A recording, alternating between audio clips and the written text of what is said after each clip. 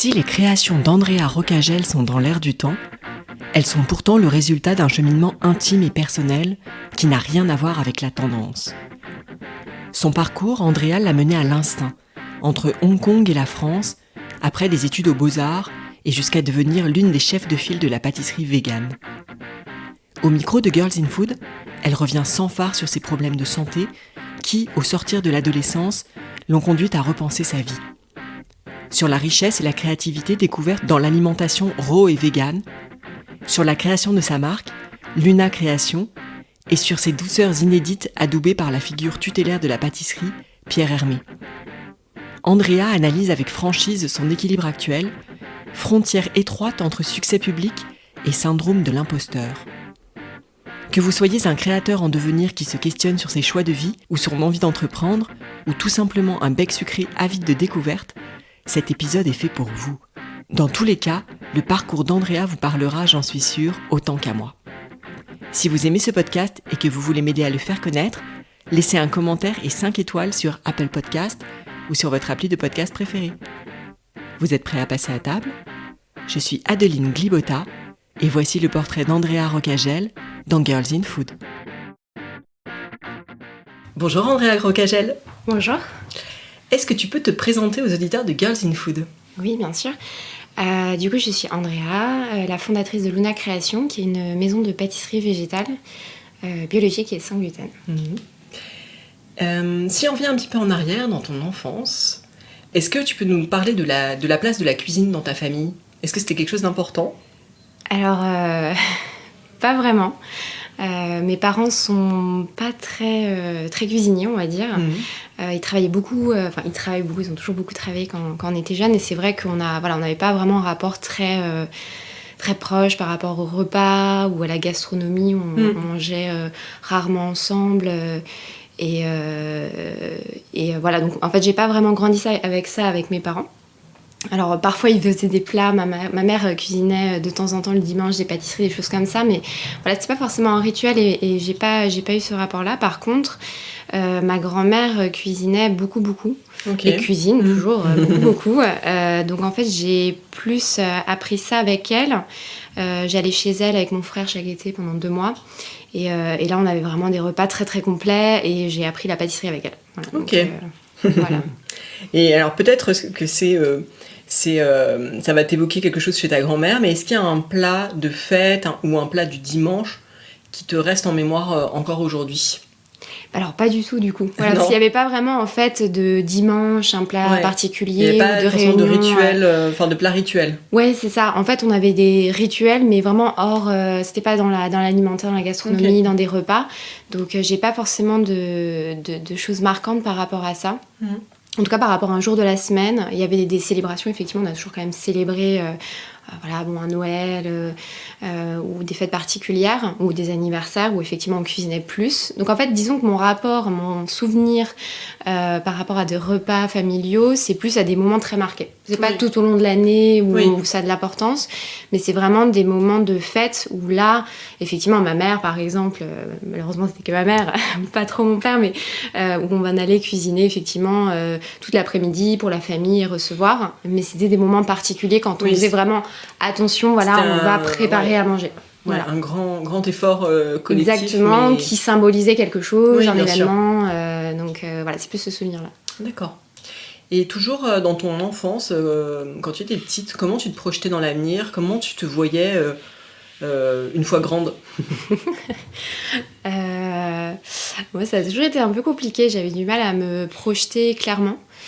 Parce que depuis que je suis petite fille, j'aime faire énormément de choses. Alors je suis créative depuis toujours, ça c'est un truc qui m'a toujours portée, créative à faire, par exemple quand j'étais petite fille, je bricolais des stylos au bic, je mettais des paillettes, des petites plumes, je les vendais à mes copines. Ce qu'on peut acheter dans le commerce, en fait tu le fabriquais. Ouais, c'est ça, en fait voilà, je faisais des choses comme ça, donc ça depuis toujours, donc c'est vrai que je voyais quelque chose dans la création. Ce que je me suis dit à 10 ans, je me souviens très bien, j'avais dit je ferais les beaux-arts.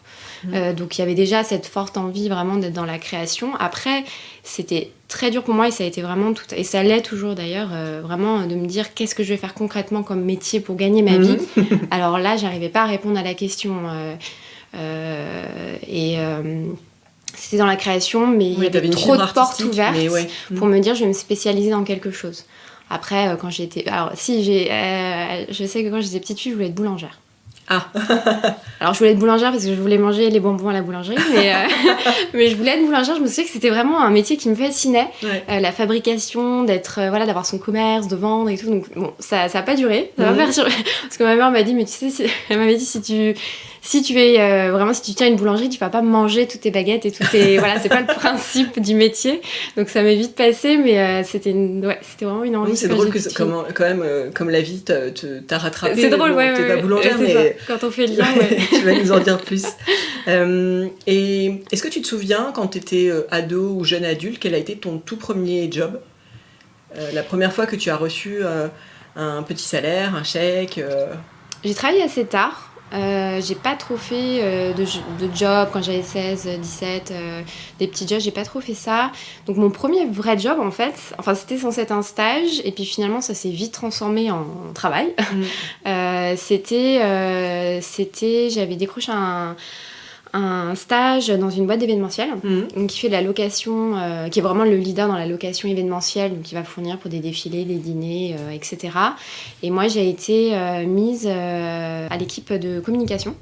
Donc pour faire des tables en fait, parce ils sont vraiment spécialisés dans l'art de la table. Ils ont toute une collection de vaisselle vraiment d'exception, des pièces incroyables, et du coup ils font régulièrement des photoshoots.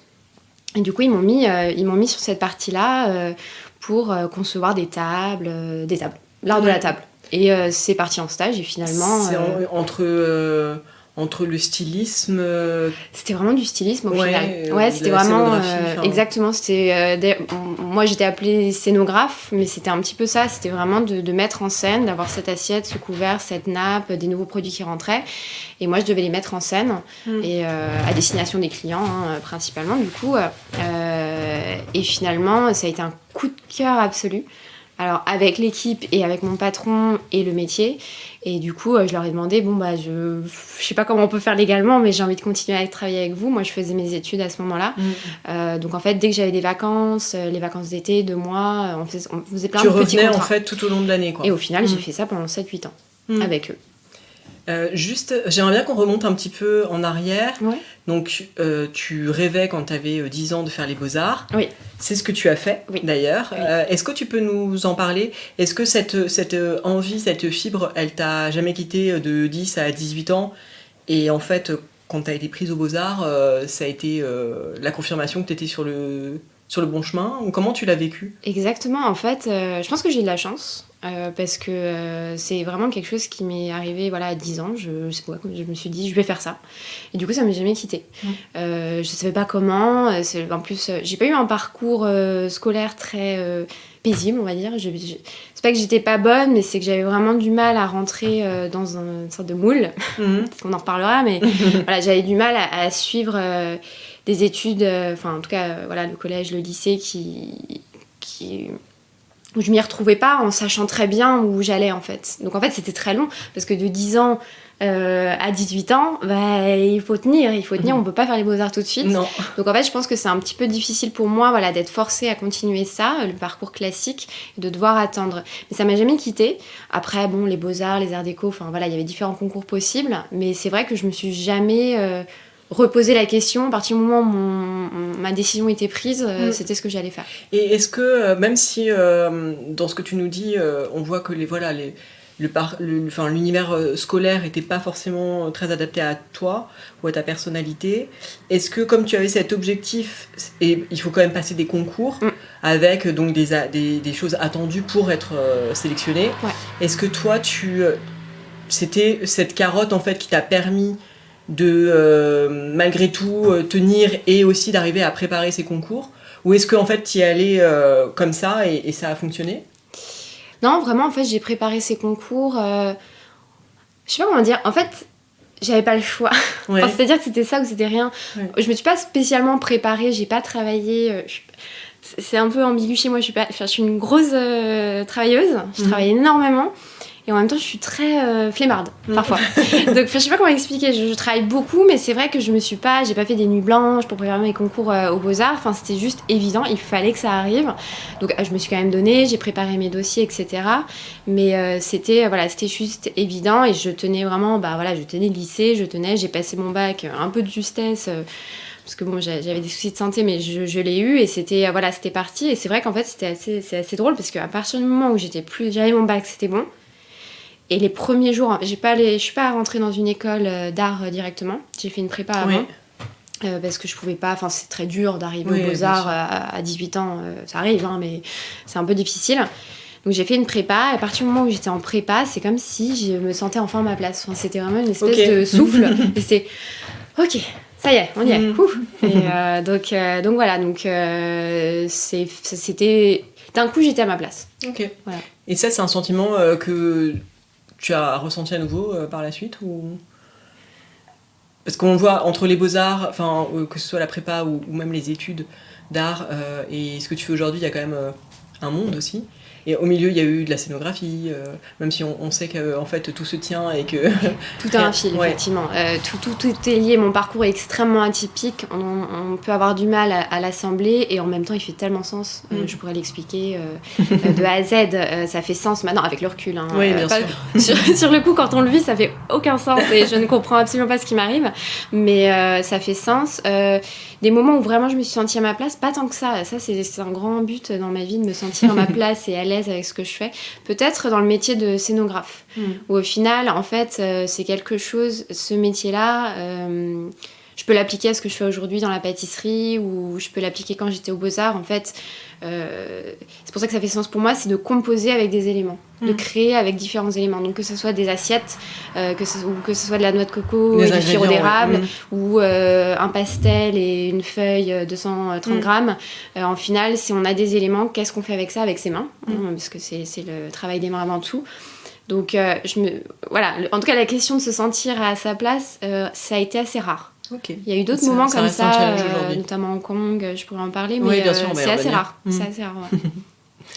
Tu as évoqué, en passant assez rapidement dessus, des problèmes de santé qui sont intervenus assez jeunes, je crois à peu près vers cette période-là. 18 ans, ouais. Est-ce que tu veux... Parce que je pense que ça a un impact important sur ce que tu as fait ensuite. Est-ce que tu veux nous en dire plus ? Oui, bien sûr. Quand j'ai eu 17-18 ans, l'année avant de préparer mon bac, en fait, j'ai commencé à avoir des symptômes. Et c'est vraiment ça, aujourd'hui, je les appelle les symptômes, parce qu'il n'y a pas de nom à ce que j'ai eu. Des symptômes, qui arrivaient, donc des migraines, des crampes, des vertiges, donc qui arrivaient de temps en temps. Et en fait, plus ça allait, plus ça s'accentuait, et plus c'était handicapant. Et donc j'ai commencé à rentrer en fait à ce moment-là vers mes 18 ans. Pendant un an ça a été comme ça, donc je commençais à manquer un peu les cours, etc. Et là j'ai commencé vers 18 ans, quand je préparais mon bac, je suis rentrée dans un parcours médical interminable. Je pense que pendant de mes 18 ans à mes 24 ans, j'ai rencontré une 60aine de médecins. J'ai tout fait, les gastro-entérologues, les cardiologues. Donc j'ai fait des médecines très classiques, la médecine pas traditionnelle, justement la médecine classique, est-ce que vous avez un problème au ventre, etc. Le problème c'est que j'avais des symptômes partout dans le corps. En fait, mon corps me lâchait. Mon corps m'a lâché très jeune aussi. Beaucoup de gens ont des problèmes de santé, parfois ça arrive plus tard. Moi, c'était à 18 ans, je passais mon bac. Donc vraiment, du jour au lendemain, en fait, progressivement, j'ai plus eu de vie du tout. Et j'ai été alitée à un moment donné. J'avais réussi mes concours pour les écoles, les écoles prépa d'art. Et finalement, j'ai pas pu le faire. En tout cas, j'ai pas pu le faire de manière normale. Donc j'ai eu quelques mois au début normal où je pouvais aller en cours. Et puis après, j'ai dû arrêter. Donc je faisais à distance. Parce que j'étais alitée, tout simplement. Et les médecins ne trouvaient pas ce que j'avais. Voilà. Donc en fait, j'ai vraiment grandi une deuxième partie de mon adolescence comme ça. Et... on n'a jamais trouvé ce que j'avais vraiment. J'ai quelques pistes, mais bon, je ne vais pas rentrer dans le détail. Les symptômes se sont un peu atténués. En fait, un jour, à force de faire ce parcours médical où si on rentre pas dans une case du malade, vous avez mal au ventre parce que vous avez des ulcères, donc vous prenez ce traitement. Si on rentre plus dans cette case-là, c'est l'inconnu. Et là, on bascule sur le mental. Et on dit, du coup, vous avez un problème psychiatrique. Voilà. Donc à 20 ans, quand on vous dit, mademoiselle, vous êtes juste, on ne trouve pas ce que vous avez, donc vous êtes pas bien dans la tête, tout simplement. C'est un peu compliqué, et en fait, c'est une partie de mon caractère qui est assez fort, qui a dit, non, je veux pas tout arrêter à 20 ans, parce que... et du coup, j'ai basculé dans d'autres types de médecine, plus naturelles. Et je dis pas que ça a été du jour au lendemain, ça a été magique, mais en fait, c'est des médecines qui m'ont appris vraiment le rapport du corps au mental et qui m'ont apporté vraiment une autre dimension dans ma vie. Et notamment, un des médecins que j'ai pu rencontrer m'avait dit, je sais pas concrètement ce que vous avez, par contre, ce qui est sûr, c'est qu'on a fait des tests sanguins, vous avez de grosses allergies et des intolérances, allergies et intolérances, à une trentaine d'aliments. Dont évidemment les classiques, le gluten, le lactose, les œufs, etc. Donc j'ai complètement revu mon alimentation. Donc ça c'est parmi d'autres, mais c'est vrai que ça a été un moment marquant, ça c'était quand j'avais 20 ans, où j'ai dû complètement changer mon alimentation, parmi d'autres traitements, parmi d'autres choses. Voilà. Et quand tu dis que tu as donc changé ton alimentation, est-ce que ça a eu des effets bénéfiques sur ta santé ? Alors malheureusement non, je peux pas mentir et dire que ça a été magique. Non mais c'est j'adorerais que en fait, et je le voyais à cette époque-là, je l'ai vraiment vu comme la réponse. En fait, c'est très très dur. Je pense des personnes qui ont vécu ou vivent la même chose que moi, d'avoir des symptômes très handicapants qui n'ont pas de réponse, ça c'est le plus difficile. Ne pas avoir de réponse, c'est de pas savoir quoi faire. Donc en fait, quand j'ai vu ce médecin, j'ai eu beaucoup de diagnostics, j'ai eu tous les diagnostics du monde, mais quand ce médecin m'a dit c'est ça, je me suis dit, mais c'est ça, ça y est, c'est la réponse. Mais oui, voilà, c'est ça. Donc j'ai suivi, mais du jour au lendemain, j'ai eu le diagnostic le vendredi. Le samedi, j'ai tout supprimé de mon alimentation sans transition. Alors ça, c'était une grosse erreur. De jamais faire ça. Très difficile. Exactement, parce que j'avais une alimentation vraiment très classique de quelqu'un de 18 ans qui mange du Nutella, des tartines, je faisais pas forcément attention à l'alimentation, et du jour au lendemain, j'ai complètement radiqué. C'était ma réponse. Donc ça s'est pas passé comme ça, parce que forcément c'est un choc pour le corps. Quand on change complètement des habitudes, c'est un choc. Mon médecin m'a pas accompagnée en me disant non, allez-y mollo, supprimez ci, ça, doucement. Faites des essais en fait. Exactement, faut y aller doucement en fait dans ce genre de transition. Donc du coup ça a été beaucoup trop radical, et du coup mon corps j'ai été très très malade, d'autant plus les premiers mois. Puis finalement après ça s'est adouci, j'ai eu ce régime très strict pendant... très très strict, très très triste. Vraiment, c'était pas très, très joyeux, mais je l'ai eu pendant quelques années. Et après, j'ai un peu adouci, j'ai réintégré des aliments. Aujourd'hui, après, mon alimentation forcément est imprégnée de ça. Donc, et puis ce que je fais aujourd'hui. Oui, ce que tu fais aujourd'hui aussi. Forcément, forcément. Ce qui s'est passé à mes 18 ans, ce qui s'est passé à mes 18 ans fait que je fais ce que je fais aujourd'hui. Donc ça fait sens, et voilà. Donc ça, tout ça se passe pendant la période où tu es à la fois aux Beaux-Arts, en même temps pendant les périodes de vacances, de stages et autres, où tu fais de la scénographie.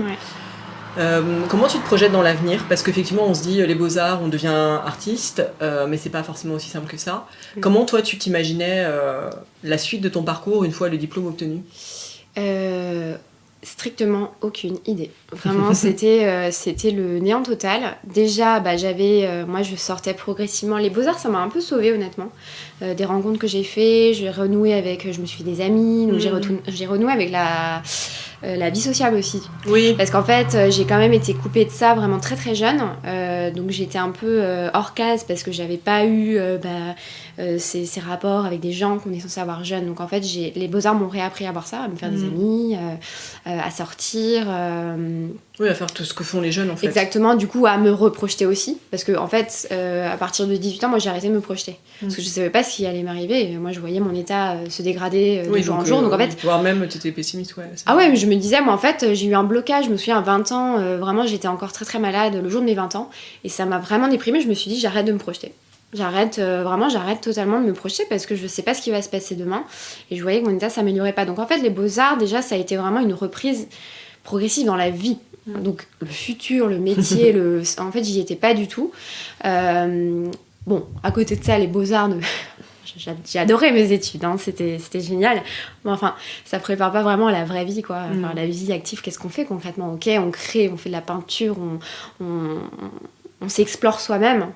C'est dur comme étude parce que faut vraiment faut quand même être accroché parce qu'on va explorer. Exactement, exactement, c'est des études particulières en fait, parce que on parle de soi. Quand on va faire des présentations, quand on va faire sa présentation de fin d'année, on te juge toi en fait. Évidemment ton travail, mais on te juge aussi. Donc en fait déjà j'étais concentrée là-dessus pour me réapproprier qui je suis avec les autres, avec moi-même, etc. Et puis mais j'étais très angoissée du futur. Et justement, les beaux-arts étaient tellement abstraits que moi, j'avais besoin de concret. C'est pour ça que, justement, de travailler pour cette entreprise, d'être scénographe, ça m'apportait du concret. Je me disais, concrètement, parce que j'ai gagné un petit peu d'argent avec ce job, je me disais, ça, je peux gagner des sous avec. Donc ça, c'est concret. Les beaux-arts, j'avais l'impression que c'était un loisir. Entre gros guillemets, c'est des études, mais je voyais pas ce qu'on pouvait faire. Il n'y a pas le débouché. Exactement. Tu te disais, je vais devenir. Même artiste. Comment on devient artiste ? C'est pas juste, je suis artiste. C'est pas, faut faire sa communication, faut se vendre, et ça, on nous apprenait pas ça. Donc là, j'étais un peu larguée là-dessus, mais c'était pas du tout visible du tout. Donc vraiment, moi, j'étais très angoissée. C'est une grosse angoisse pour moi de me dire qu'est-ce que je fais dans ma vie. C'était vraiment mon côté un petit peu carré cartésien qui lutte avec le côté complètement libre, artistique, etc. Je luttais un peu avec les deux. Donc j'avais pas de réponse précise du tout. Voilà. Et donc qu'est-ce que tu as fait ? Ça veut dire que tu as continué en scénographie à plein temps une fois que tes études ont été terminées ? Alors raconte-nous un peu cette phase de transition entre la fin des études et Luna Création qu'on connaît aujourd'hui. J'ai jamais terminé mes études en fait, parce que j'ai passé mon premier diplôme, donc c'est une licence de 3 ans, puis après on continue son master. Donc comme justement j'avais repassé des concours à la fin de mes 3 ans pour d'autres écoles plus spécialisées en art, je les ai pas eues à 0,5 quoi, vraiment je les ai pas eues à très peu, et donc je me suis dit vraiment à contre-cœur, je vais continuer dans mon école, je vais faire mon master. Mais vraiment sans aucune idée de pourquoi je le faisais, juste parce que j'avais rien d'autre. Et en fait, je suis partie, donc à la fin de ma licence, je suis partie à Hong Kong, parce que ma tante vit là-bas depuis 30 ans. Mon frère y était aussi à l'époque. Et je suis partie en vacances, tout simplement. Je suis partie un mois. Et là-bas, alors donc j'avais ce parcours, le médical, etc. Moi, je commençais du coup à m'alimenter différemment. Je faisais des pâtisseries sans gluten, vegan, etc. Mais pour le fun à la maison, pour mes copains. Et en fait, je suis partie là-bas. Et en fait, à Hong Kong, c'est très cosmopolite. Et tout ce type d'alimentation est extrêmement développé en fait, parce que c'est très inspiré de la culture américaine, il y a beaucoup d'Australiens, donc en fait le végétal, le sans gluten, en fait d'autres types d'alimentation est très développé. Et du coup... Chacun peut arriver avec son régime alimentaire particulier et trouver son compte. Et c'est pas mis dans une petite case, le petit restaurant triste vegan où il y a que des vegans qui vont, c'est vraiment, ça fait partie, c'est une option parmi d'autres, voilà. Et pour la première fois depuis très longtemps, j'ai pu manger dans un restaurant sans me poser de questions sur ce qui allait, parce qu'à l'époque j'étais encore très très stricte, donc j'ai pu manger. Je me suis dit mais il y a vraiment quelque chose à faire. Bon, voilà, j'ai des petites connaissances en tout cas en pâtisserie, et je me suis retrouvée à ce voyage à Hong Kong, je me suis retrouvée dans une soirée où j'avais fait, mon frère m'avait invité à un dîner avec des amis à lui. J'avais fait des petits cookies dans la cuisine de ma tante, vegan, sans gluten, etc. pour amener quelque chose, quoi. Et j'ai une nana qui se retrouve devant moi et je lui présente mes gâteaux. Je lui dis, voilà, si tu veux manger des cookies. Elle me dit, oh, mais c'est dingue, mais c'est sans gluten, c'est vegan, mais trop bien. Mais attends, mais je fais un événement la semaine prochaine, t'as pas une carte comme ça, tu nous fais des gâteaux, quoi. Et j'ai, oulala, mais moi c'est la découverte. Je dis, mais pas du tout, en fait, j'ai juste amené des gâteaux que j'ai fait à la maison. Mais en fait, de voir son enthousiasme dans le sens où peut-être qu'il n'y avait juste pas d'offre et que c'était quelque chose, un produit qui l'intriguait, qui l'intéressait parce que sa copine avait... là, c'était plus sur le côté, il y avait des allergies, des machins, où elle faisait peut-être attention à leur poids, elle cherchait des choses un peu healthy, saines, etc. Je me suis dit, mais il y a vraiment quelque chose à faire. Et là, ça a été un déclic. Et du coup, à Hong Kong, j'ai essayé de rencontrer le fondateur d'un restaurant où j'allais régulièrement. Et je me suis dit... si je veux faire quelque chose de ça, il me faut un avis professionnel. Donc je vais essayer de rencontrer le mec qui a fondé ce restaurant, et je l'ai rencontré. Alors, j'ai toqué à la porte, enfin bref, longue histoire, mais en tout cas j'ai réussi à avoir son... Donc au culot quand même, quelque part. Alors au culot, mais à 100%. En fait, c'était vraiment... je crois que j'allais repartir en France dans 5 jours. J'étais avec ma tante et mon frère autour d'un verre le soir et je leur dis, voilà, mais parce qu'Hong Kong, il y a quelque chose de très exaltant dans cette ville, on a envie de tout faire, tout explorer. Et je leur ai dit, mais je vais faire de la pâtisserie, voilà, enfin dans un élan un peu absolument pas raisonnable. Et elle me dit, mais ma tante est très comment dire, elle est très culottée, elle fait les choses, elle y va. Et elle m'a dit, mais écoute, tu sais quoi, demain, tu vas au restaurant, tu demandes le contact du fondateur, il s'appelle Christian, je le sais, tu lui demandes son contact et tu le rencontres. Et moi, je suis pas du tout comme... Enfin, je le suis devenue, mais à l'époque, j'étais pas du tout comme ça. Moi, j'étais plutôt la personne à pas oser, à être timide, à pas être sûre, aucune confiance en moi. Donc, évidemment, jamais j'aurais fait ça, mais je me suis retrouvée en face du resto. Je suis quand même restée une demi-heure devant, à me dire j'y vais pas, j'y vais pas. J'y suis allée, j'ai laissé mon numéro, finalement, il m'a rappelé, et on s'est rencontrés. J'ai fait des gâteaux, mais alors un stress, je me suis mis un stress, une pression. J'ai fait des gâteaux en une après-midi, je suis allée partout acheter des ingrédients, à essayer de faire quelque chose de professionnel, quoi. Du mieux que tu pouvais. J'ai encore la photo, enfin c'est pas très beau hein, ce que j'ai fait. Enfin bref, mais du coup je suis arrivée à ce rendez-vous avec ces gâteaux, je dis voilà, je fais ça, est-ce que ça vaut quelque chose en fait? J'avais besoin d'une validation aussi, hein. Ça c'est tout le sujet de ma vie, d'une validation, est-ce que ça vaut quelque chose? Et finalement on a parlé pendant 3 heures, il s'avère qu'il est français d'origine. Parce que je parlais pas anglais, hein, ça c'est une autre chose, mais je parlais pas anglais, donc on parle pendant 3 heures, et puis il me dit écoute, moi je monte un nouveau restaurant, si tu veux, bah tu viens, je te forme avec des chefs, et puis tu deviens ma chef pâtissière. donc voilà, à la fin de 3 heures de conversation quand même, je dis bah ok. Je suis partie de là, je rentrais en France 5 jours plus tard. Et vraiment, ma décision était prise. C'est ce que j'allais faire, en fait. Okay. Alors que le truc, je ne le connaissais pas. Je sais pas, j'ai 24 ans, je suis censée faire mes études. Je viens de changer d'appartement à Bordeaux. Et je rentre et j'annonce à mes parents. Je leur envoie un message à l'aéroport. Je leur dis, voilà, j'ai quelque chose à vous dire. Je vous le dis quand j'arrive. Et du coup, j'arrive et je dis à mes parents, bah voilà, je vais partir à Hong Kong. Je vais être chef pâtissière. Je m'installe là-bas. Je l'annonce à mes amis aussi, alors là, gros choc, ça n'a aucun sens en fait ce que je suis en train de faire. Sur le papier, ça a aucun sens. Et vraiment, je me suis pas posé de questions du tout. Je me suis juste dit, vraiment, j'y vais. Vraiment, je suis rentrée quelques jours plus tard, j'ai annoncé à l'école, etc. J'ai fait mon visa. Quelques mois plus tard, j'étais partie. 2 mois plus tard, j'étais repartie. Parce que vraiment, j'étais à un moment dans ma vie où j'étais tellement perdue. Je savais absolument pas ce que j'allais faire. J'étais pas bien aussi dans mes baskets, clairement. Je venais de sortir d'une maladie, on va dire, entre gros guillemets. Ouais. Vraiment, je sortais de quelque chose de très dur. J'étais paumée, j'étais complètement paumée. Mais du coup, ça m'a donné, en fait, une espèce d'élan de... Je m'en fiche. Fuck it. Voilà. J'y vais. Vraiment comme si j'étais un peu shootée. Vraiment, allez, je fais... et du coup, j'y suis vraiment allée...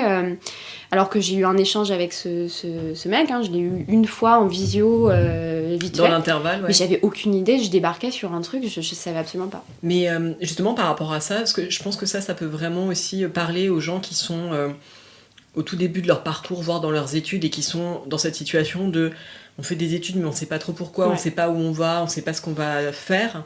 Là, ton expérience, c'est un mix effectivement de culot, parce que t'es allé à la rencontre de quelqu'un, mais aussi d'avoir accepté une opportunité qui s'offrait à toi et à laquelle serais pas forcément arrivée toute seule.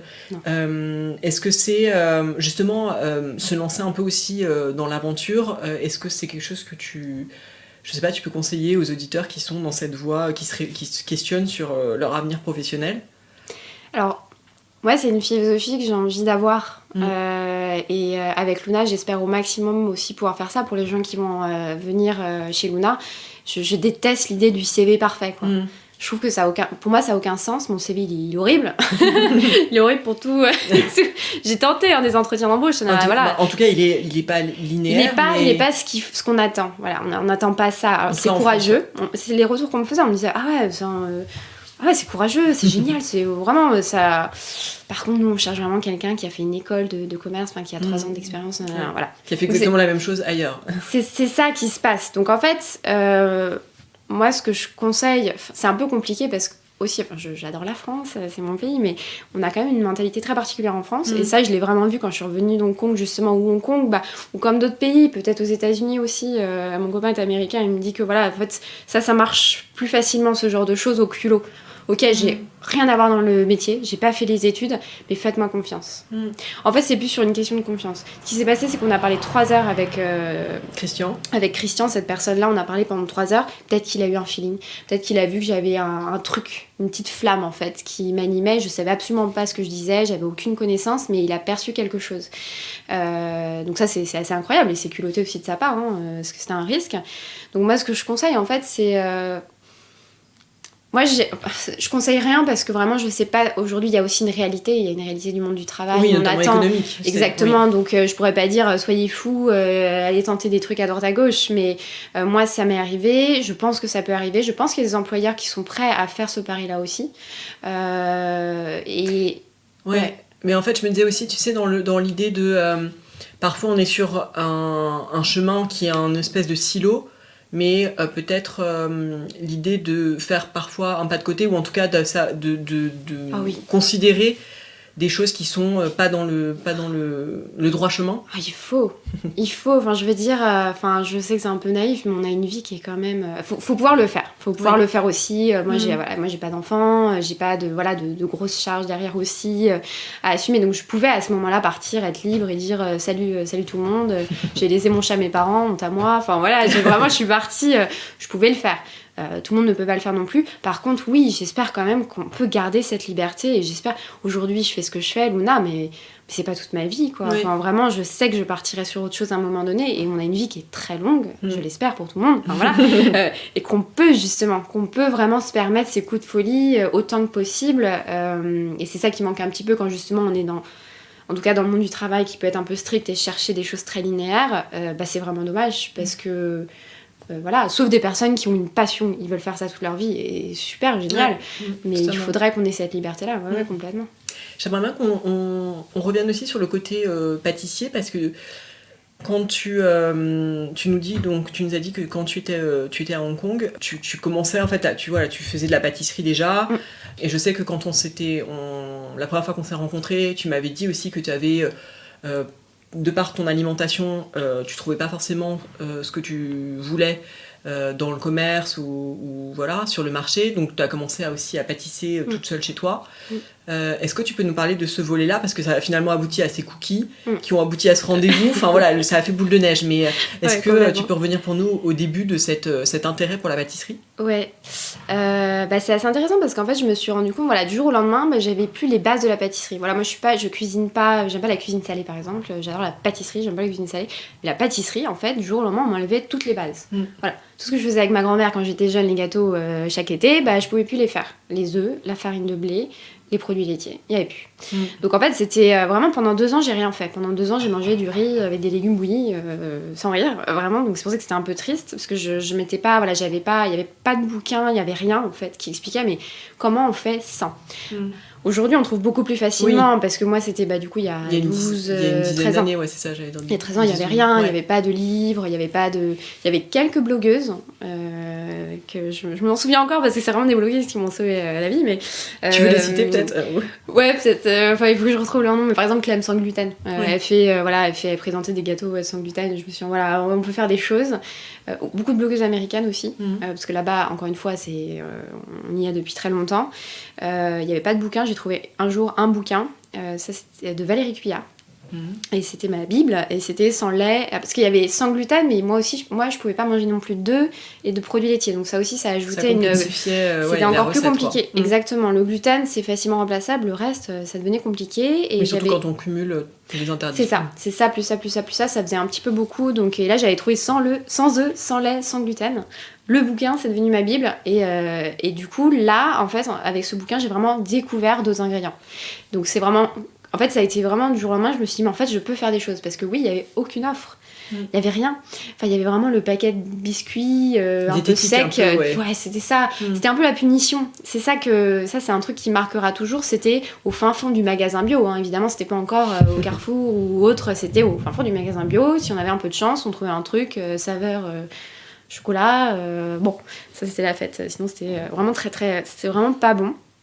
Des pains sans gluten aussi, c'était avant chambellan par exemple. Oui, Il n'y avait pas encore chambellan. Quand chambellan est arrivé, bon, c'était formidable, mais avant il n'y avait rien.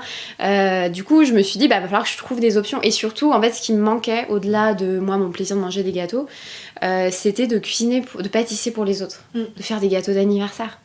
De faire, voilà, moi je suis la personne qui amène des cookies, des madeleines, des trucs à des dîners, donc en fait je pouvais plus faire ça et ça c'était super dur pour moi de plus offrir des choses pendant des dîners, donc ça me manquait et du coup j'ai découvert à travers ce bouquin et d'autres livres, des blogueuses, la farine de riz, la farine de maïs, la purée d'amande, l'astuce de la banane écrasée pour remplacer l'œuf, après il y avait les graines de chia, enfin voilà, j'ai découvert tout ce monde-là et j'ai trouvé ça fascinant.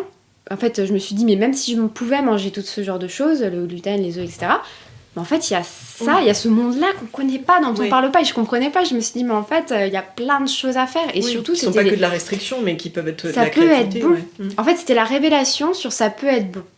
Voilà, en fait, on peut manger des très bonnes choses. Et en fait, peut-être que j'ai même pas besoin de le dire, que c'est sans gluten, que c'est sans lait, que c'est sans ça.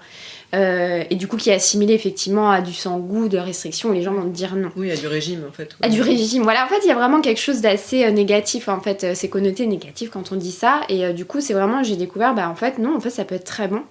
Donc évidemment, mes premiers testeurs, ça a été mes parents, mes copines, voilà. Et je voyais qu'elles aimaient ça. Et du coup, j'ai commencé à explorer, donc voilà, de mon côté, mais en tout cas ces ingrédients, à les appréhender, parce que c'est pas si facile, il faut quand même jouer au petit chimiste, hein, la pâtisserie c'est de la chimie. Oui. Donc en fait, il faut quand même, c'est pas juste je remplace la farine de blé par de la farine de riz, hein, non, c'est pas aussi simple que ça. Résultat, non, exactement, donc il faut quand même passer un peu de temps en cuisine. Mais du coup, j'ai découvert qu'on pouvait faire pas mal de choses, et des choses bonnes. Des choses qui plaisent à tout le monde et c'est vrai que du coup je pense que c'est ça qui m'anime aujourd'hui chez Luna, c'est cette envie de peut-être de lisser dans le sens de pas forcément dire c'est soit tu manges un gâteau normal, soit tu manges un gâteau sans gluten, sans ci, sans ça ou vegan, tout le monde en fait peut manger et en fait de ramener au même niveau, voilà, enfin c'est juste c'est d'autres ingrédients à l'intérieur, c'est tout. Donc c'était un peu ça. Là on t'avait laissé à ton retour en France sur le point de repartir à Hong Kong pour devenir chef pâtissière. Comment ça s'est passé cette étape-là ? Est-ce que quand tu es revenue à Hong Kong, le poste t'attendait comme prévu ? Raconte-nous un petit peu comment ça s'est passé. Pas du tout. Pas du tout. En fait, Hong Kong, pour faire l'introduction, c'est le meilleur moment de ma vie, le plus exaltant, le plus transformateur et le pire. Le pire moment de ma vie, vraiment, mais c'est à égalité. En fait, quand je suis arrivée à Hong Kong, heureusement j'avais de la chance parce que ma tante était là-bas, donc j'étais pas seule, mon frère était là aussi, donc j'étais pas seule. Mais j'arrivais quand même dans un pays que je ne connaissais pas, j'arrive en Chine, où la plupart des gens parlent anglais, donc c'est déjà bien, mais moi j'avais un anglais de lycée où je savais dire hello, voilà.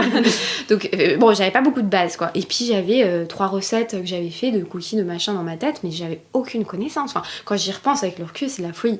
C'est la folie ce que j'ai fait. Heureusement que j'ai pas réfléchi, en fait. Fallait pas réfléchir. Et en fait, quand je suis arrivée, et en fait, la personne, donc ce Christian, en fait, le restaurant était pas bâti, vraiment. En fait, c'était un projet, quoi. C'était un projet. Donc, il y avait rien. Et je le vois, il me dit, bon, peut-être que ça... Je suis arrivée en janvier, il me dit, bon, peut-être que ça ouvrira en mars. Je deal encore avec les investisseurs, je sais pas quoi. Et j'étais... Ok, d'accord, je réalise que c'est pas du tout pour tout de suite en fait. Il me dit je te recontacterai. Donc en fait, pas vraiment de... Voilà, je savais absolument pas ce qui allait m'arriver. Et finalement, il commence à me dire que c'est pas sûr quoi. En tout cas que c'est pas sûr qu'il va m'embaucher. Donc là, c'était peut-être 2 semaines après que j'arrive. Et donc en fait, là j'ai commencé à réaliser ce que j'avais fait en fait. J'avais tout quitté pour quelqu'un que je ne connais pas, pour un projet qui n'existe pas. Pour un job que je ne maîtrise pas, dans un pays que je ne connais pas. Je me suis dit, mais qu'est-ce que j'ai fait ? Et je me suis retrouvée, quand il m'a annoncé ça, parce que en fait, j'avais besoin de lui pour un document, il n'a pas voulu me le signer, ce qui révélait qu'en fait, il n'était pas prêt à m'embaucher. Et je me suis retrouvée en pleurs dans les bras de ma tante un soir, dans la nuit chaude d'Hong Kong, où t'es un peu... Et elle me dit, mais Andrea, moi j'avais un Working Holiday Visa à ce moment-là, donc c'est un visa en fait qui fait que je suis hongkongaise pendant 1 an. Je peux travailler, je peux louer un appart, avoir un compte en banque comme si j'étais hongkongaise. Donc c'est quand même une liberté incroyable.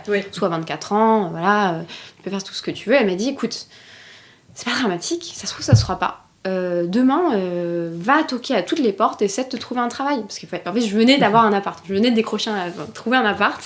Donc en fait, j'avais rien pour pouvoir payer cet appart. Donc il fallait que je trouve un boulot, en fait, et pas attendre que ce projet arrive. Et en fait, j'ai toqué aux portes partout en Hong Kong avec un CV fait à l'arrache. Et je suis arrivée dans un restaurant qui s'appelait La Cabane, qui est un peu la référence, c'est le restaurant français à Hong Kong, qui font beaucoup d'importations de vin, très très spécialisés. Et voilà, donc très français, hein, il y avait quasiment que des Français qui travaillaient là-bas, et je leur explique ma situation, je dis voilà, je cherche un boulot, mais n'importe quoi, service ou quoi.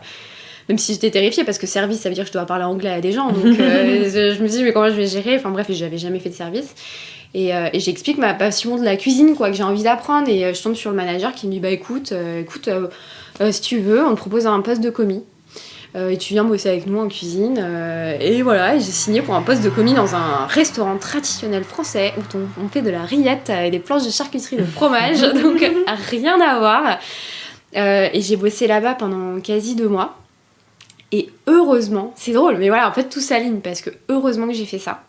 J'ai travaillé avec une chef qui s'appelait Pauline, qui m'a vraiment formée, qui m'a fait confiance, alors que je sortais de nulle part, hein, vraiment, mais qui m'a fait confiance. J'ai appris comment on agit quand on est dans une cuisine, la tenue portée, l'organisation, gérer ta cuisine, gérer l'hygiène, gérer un rythme. Les journées étaient dures, c'était très dur. Franchement, c'est intense, hein, c'est la restauration. Oui, il n'y a pas de j'invente rien, mais c'était dur et je découvrais ça. Je découvrais à quel point c'était dur. La rigueur. Donc en fait, ces 2 mois m'ont formée pour tout le reste de l'aventure. Finalement, donc Christian m'a dit ah mais on t'attend, qu'est-ce que tu fais? Bon bref, on passe les détails, mais du coup j'avais le choix à un moment donné de continuer dans ce restaurant ou de vraiment rejoindre l'aventure que j'étais venue chercher en fait en venant à Hong Kong. Je suis partie rejoindre l'aventure et l'ouverture de ce restaurant, et du coup je suis arrivée dans ce restaurant qui venait d'être fini, les constructions d'être finies, et là Christian me dit bah voilà, en gros t'as 1 semaine pour nous faire une gamme de gâteaux vegan, sans gluten et cru. Alors voilà, ça c'était le nouveau truc auquel je ne m'attendais pas, cru, sans cuisson. Donc en fait j'ai eu 1 semaine pour devenir chef pâtissière, en tout cas pour sortir une gamme, une carte. Une semaine. Et je me souviens, je l'avais dit à mon frère, je dis voilà Nico, là j'ai 1 semaine. Et il m'en a reparlé après en me disant bah tu vois, la semaine tu l'as faite. Enfin j'ai réussi à le faire, mais vraiment à un prix que je recommande à personne, parce que voilà, c'était de grosses nuits blanches, mais j'ai réussi à le faire. Puis finalement après l'aventure c'est plus ou moins mise en place, la gamme est sortie, elle a évolué. Je suis restée 2 ans dans ce restaurant, mais je suis vraiment arrivée... Donc en tant que chef pâtissière. En fait, je suis arrivée vraiment en tant que chef pâtissière, mais je mets des gros guillemets parce que j'étais pas chef pâtissière. J'avais un titre sur le papier, mais il y avait rien qui suivait derrière. Donc en fait, j'ai vraiment dû apprendre. J'ai eu des gens quand même extraordinaires dans mon équipe qui sont venus m'aider, m'apprendre des bases. En fait, on m'a mis dans une cuisine, on m'a dit ok, tu nous fais une liste de tout le matos dont t'as besoin.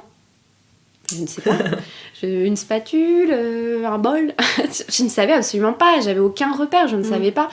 Donc en fait, j'ai vraiment essayé d'apprendre. Donc des gens m'ont conseillé, j'ai lu beaucoup de blogs américains, des blogueuses américaines sur la pâtisserie crue, comment on fait un cheesecake cru, enfin voilà, des bases. Et puis ça m'a demandé 2 ans, j'ai commencé seule en cuisine, donc vraiment à un rythme, c'était du 6 jours sur 7. Du 8h minuit, voilà, pendant très longtemps. Après, j'ai commencé à avoir des gens qui sont venus rejoindre mon équipe, j'ai formé des gens à un moment donné. Après, beaucoup de création. Cette cuisine, en fait, parce que c'est vraiment une cuisine qui était... il y avait une cuisine salée sucrée, donc moi j'avais vraiment la responsabilité de la cuisine sucrée, et c'était mon espace. Enfin, avec les gens avec qui je partageais, mais c'était mon espace d'expérimentation. En plus, j'avais... ça, c'était passionnant parce que c'était une cuisine ouverte, donc en fait, il y avait tous les clients qui étaient... en fait, il y avait les clients qui nous voyaient. Donc, en fait, je discutais beaucoup avec les clients. Donc, en fait, parfois, je testais une tarte, là, comme ça, un peu dans le coin. Et je disais, goûtez, dites-moi ce que vous en pensez. Donc, en fait, j'avais vraiment ce rapport direct avec le client et s'il aimait ou pas, ce qui marchait ou pas. Et ça, c'était passionnant. donc, voilà, comment ça s'est passé. Et donc, tu nous as dit que ça avait duré à peu près 2 ans. Ouais.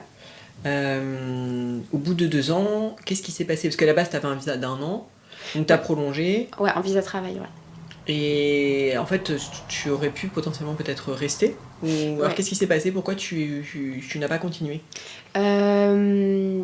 Alors déjà, en fait, quand mon premier visa s'est terminé, j'ai beaucoup hésité à revenir, parce qu'il fallait le transformer en visa travail.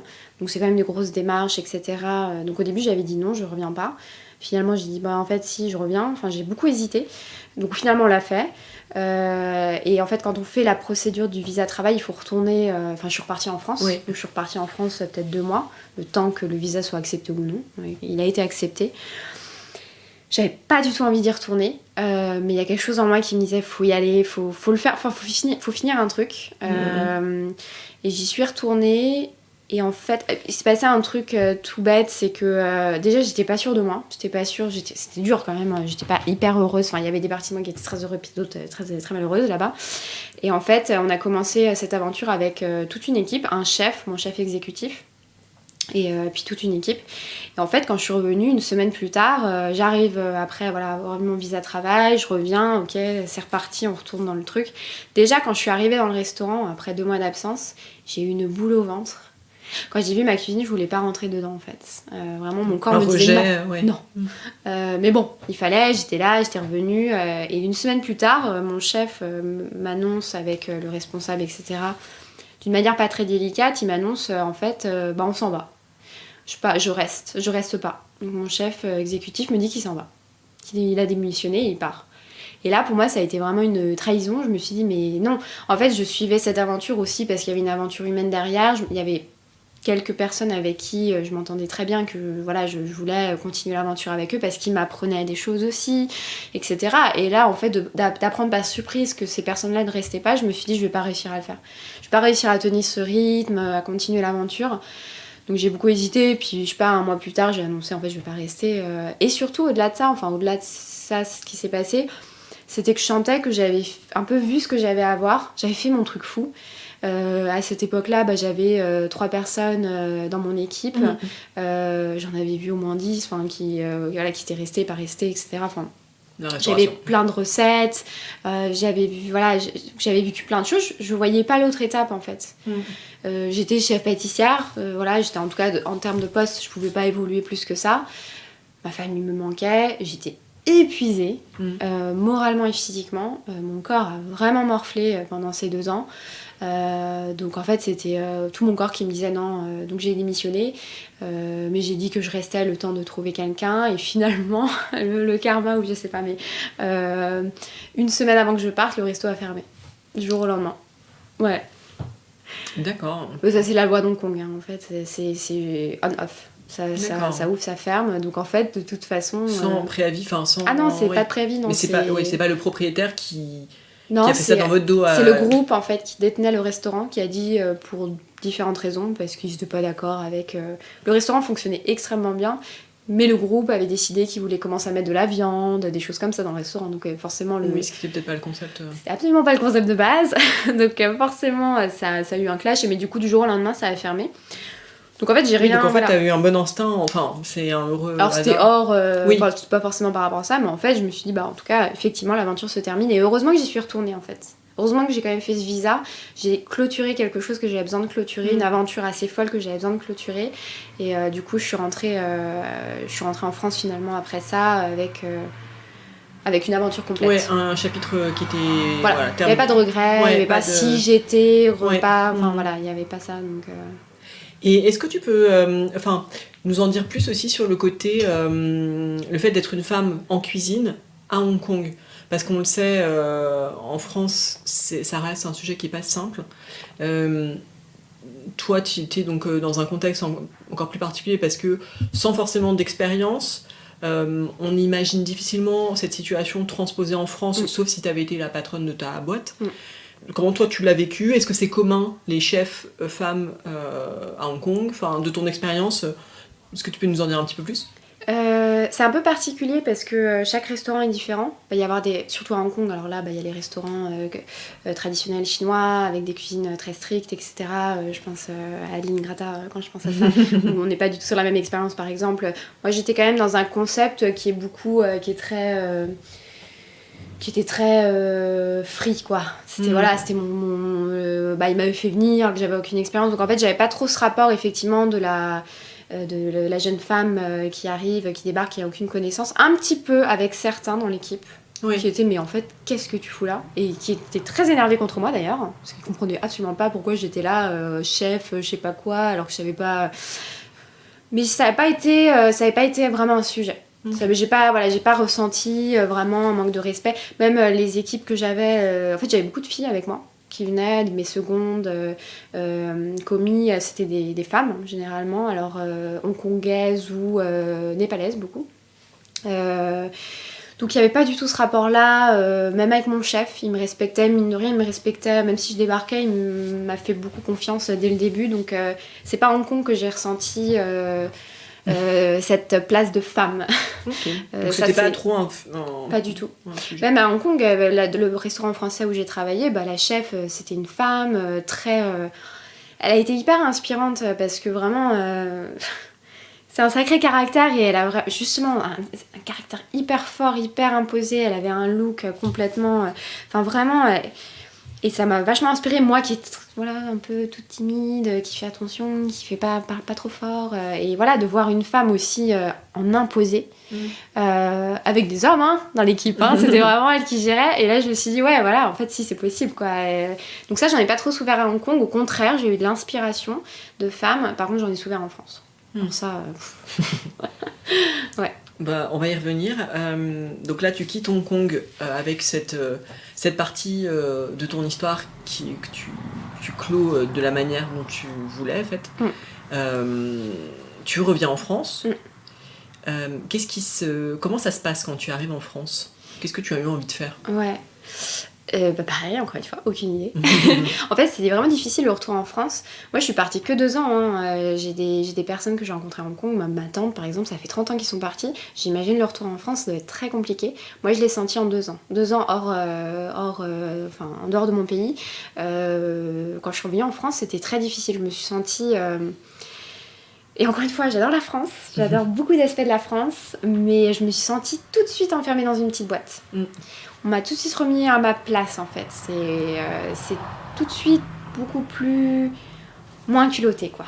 Moins de ce sentiment de liberté et de tout est possible. Et du coup, j'ai très mal vécu. Déjà, j'étais fatiguée mentalement, physiquement. Il fallait que je digère ce que je venais de faire. Parce que pendant 2 ans, j'ai vraiment fait un peu en apnée, quoi. Je faisais. Je réfléchissais même pas à ce que je faisais. Et puis, j'ai parlé à très peu. Mes amis, je leur parlais quasiment jamais. Mais ma famille, très rarement. Donc, j'étais dans ma bulle.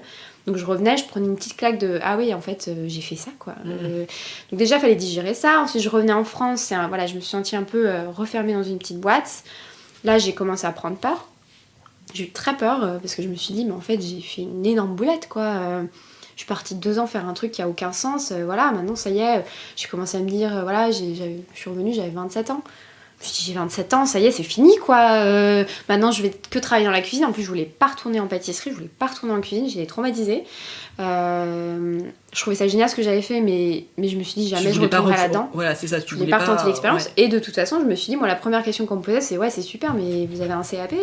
Enfin, il y a un truc qui prouve que vous pouvez faire ça. Et je dis, non, j'avais pas envie de faire de CAP en plus. Oui, c'était une de mes questions. J'avais pas envie. J'y ai pensé, je me suis dit, peut-être, je vais un peu formaliser tout ça. Puis je me suis dit, mais je vais faire un CAP quoi pendant 1 an, 2 ans pour apprendre à faire de la crème avec des œufs. Enfin, je me suis dit, de toute façon, je vais apprendre des règles d'hygiène, de gérer une cuisine, mais tout ça, je l'ai appris en fait. Enfin, je maîtrise, j'ai quand même géré une cuisine pendant 2 ans. Est-ce que vraiment j'ai besoin de ça? Mais je me suis posé la question longtemps. Je voulais pas continuer dans la pâtisserie, donc j'étais un peu paumée. Il m'a fallu bien 7 mois pour me remettre un peu sur pattes.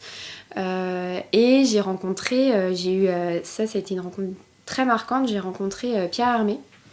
J'ai réussi à avoir son adresse mail d'un médecin qui nous suivait tous les 2, enfin bref. Et il m'a dit, mais écris-lui, je le connais bien, etc. Donc je lui ai écrit. Je lui ai dit, voilà ce que j'ai fait. J'ai écrit un pavé, j'ai fait ça, je sais pas quoi faire. Est-ce qu'on peut se voir, etc. Et étonnamment, il m'a répondu. Parmi les 10 000 mails qu'il reçoit par jour, il m'a répondu en me disant votre parcours est très intéressant, avec plaisir. Est-ce que semaine prochaine, ça vous va? Ok, donc deuxième rencontre un peu folle où je m'active en cuisine. Bon, là, je fais des gâteaux un petit peu mieux que la première fois, mais voilà, ok, je vais rencontrer Pierre Hermé, quoi. Donc, et je le rencontre. Mais là encore, voilà, le culot à payer quelque part. Le culot, ouais, en fait, j'avais encore un petit peu ça en moi, quoi. je sortais d'une expérience qui me disait, de toute façon, au pire, il me répond pas, quoi. Enfin, ou il me dit, c'est nul ce que vous faites, salut, quoi. Enfin, il y avait aucun risque. On parlait d'un mail, et puis je me suis dit, je verrai, quoi. Il y a eu ces moments, effectivement, dans ma vie, où moi, qui hésite énormément, et toujours, il y a eu ces petits moments de folie où j'en ai tellement marre d'hésiter que j'y vais et puis voilà, on verra. Et du coup, ça fait partie de ces moments-là, donc je le rencontre, très impressionnant quand même. Enfin, on va pas chipoter, c'était très impressionnant dans ses bureaux, etc. Donc je me retrouve nez à nez avec lui et il goûte mes gâteaux, un à un. Une tarte au citron, un entremets chocolat, des petites bouchées cacao noisette, enfin bref, et il goûte ça et il me fait ses retours en direct, ils sont horribles. et je lui raconte ma vie, quoi, en fait, et il me dit... Et c'était hyper intéressant parce qu'il ne comprenait absolument pas ce que je lui disais. Il comprenait rien, en toute... désolée Pierre, mais il comprenait pas, en fait, quand je lui parlais des techniques crues, mais je lui avais montré une tarte au citron, il me dit « mais je comprends pas comment tu fais, la crème, etc. » Donc je commence à lui dire quelques petits trucs. Parce que là, c'était uniquement des créations qui étaient toujours dans cette dynamique vegan, ah oui, du coup, sans gluten et raw. Enfin... exactement, et cru. J'étais imprégnée de ce que j'avais fait, et aujourd'hui je suis beaucoup plus douée maintenant là-dedans que juste dans le sans gluten et le végétal, en fait, parce que c'est un autre monde, du coup, un monde fascinant, la pâtisserie crue, et du coup je lui ai vraiment présenté ça, en fait, et en fait, en voyant, il a même fait venir ses équipes, du coup, qui ont goûté également. Et j'ai trouvé ça génial de me dire, rebelote, il y a un truc à faire parce que Pierre Hermé est intrigué. Quand Pierre Hermé est intrigué, on se dit, il y a un truc à faire quand même. Bon signe. Voilà, c'est bon signe quand même. Déjà, arriver à retenir son attention, c'est déjà super. Exactement, voilà. Et surtout, en fait, ce qui était intéressant, c'est vraiment un génie du goût. Donc, en fait, il arrivait, mine de rien, même s'il comprenait pas forcément la technique du dessert, il arrivait à comprendre tout ce qu'il y avait à l'intérieur. Et je me suis dit, il y a un truc à faire. Et il m'a dit, c'était intéressant parce que moi j'étais encore très fraîche, j'avais géré un petit restaurant, c'était un gros restaurant, mais j'avais géré un restaurant, une vitrine, voilà, j'avais pas géré une grosse production. Il me dit, bon, ça c'est génial votre dessert, mais si demain vous devez en faire 1000, comment vous faites ? Aucune idée, je ne sais pas. Donc il m'a un peu poussé dans mes retranchements sur, ok, si tu veux continuer là-dedans, qu'est-ce que tu fais, comment tu fais ? Je lui ai posé la question du CAP, j'ai dit voilà, moi j'étais vraiment, à l'époque j'étais au bord des larmes, tellement j'étais perdue dans ma vie, le pauvre. Et du coup il m'a dit par rapport au CAP, il m'a dit mais non, enfin, en fait tu fais quelque chose qui n'existe pas, ou en fait tu peux tracer une voie qui n'a pas été tracée. La pâtisserie végétale est quand même sous-représentée encore aujourd'hui, donc pourquoi faire un CAP ? Par contre, apprends à faire ce dessert fois 1000. Apprends à gérer ça. Apprends, mais t'es pas obligé de rentrer en fait dans la case en fait. Dans la case il faut faire un CAP pour faire ci. C'est très bien, hein, des gens qui font c'est très bien aussi. Mais j'avais une expérience professionnelle avant qui me faisait que je pouvais un peu skipper cette partie-là. Mais surtout que t'aspirais pas à faire de la pâtisserie traditionnelle, donc en fait... Surtout c'est ça, voilà. Si je veux apprendre vraiment le métier de boulanger-pâtissier, voilà, moi je sais pas faire du pain, hein, donc si je veux faire du pain demain, il faut que j'aille apprendre à faire du pain. Donc là j'étais sur quelque chose d'un petit peu différent, et du coup il m'a dit ça, et du coup je suis vraiment repartie... je suis repartie avec ça, quoi. Enfin, je suis repartie avec, non, je peux pas ignorer ce qui vient de se passer et me dire, non, j'essaye de... Je voulais retourner dans la scénographie à l'époque, etc., et j'arrivais pas à trouver un boulot. Et du coup, j'ai contacté un restaurant à Paris qui s'appelle Wild and Moon, donc qui est un restaurant vegan, très wellness, lifestyle, très hype, on va dire. Oui. Mais en fait, très proche de ce que moi je faisais à Hong Kong. C'était vraiment un restaurant similaire. On était un peu sur le même produit, donc je comprenais complètement leur carte, qui était très innovante, hein, quand même. C'est très, très niche. C'était des pionniers sur la scène parisienne. C'est les pionniers. Ah ouais. C'est super niche. Donc en fait, il y a 50% des gens qui comprennent absolument pas leur carte, quoi. C'est quand même complexe. Moi, je comprenais très bien. Du coup, je leur ai envoyé un mail, pareil, un peu au culot, en me disant, je vais continuer dans la pâtisserie, mais il faut que je me professionnalise un petit peu, quoi. Sans faire un CAP, déjà il faut que j'aille ma croûte à un moment donné, il faut que je trouve un travail quand même. J'ai failli lancer mon projet à l'époque, mais je me suis dit non, je suis pas prête. Et du coup je les ai contactés, je leur ai dit ce que j'ai fait, et puis finalement j'ai rencontré la fondatrice ils m'ont fait un poste un peu sur mesure pour que je vienne être chef pâtissière et surtout être chargée de la R&D, donc vraiment leur développer des nouveaux desserts. Voilà.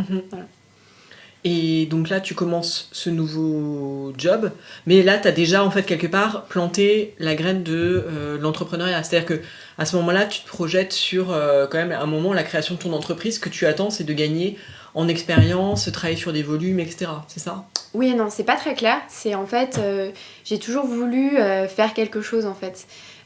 Créer un produit. Mais pareil, voilà, on remonte à mes 10 ans où quand je faisais des stylos pour mes copines, j'ai toujours voulu créer des produits, faire quelque chose. Alors après, il n'y avait pas le mot entrepreneuriat vraiment gravé dans ma tête, en mode je ferai mon projet un jour, je fais une école de commerce pour ça, pas du tout. Par contre, c'est vrai que ça me titillait, enfin en tout cas de m'exprimer. C'est plus d'exprimer et de A à Z à 100% ce que j'ai envie de proposer.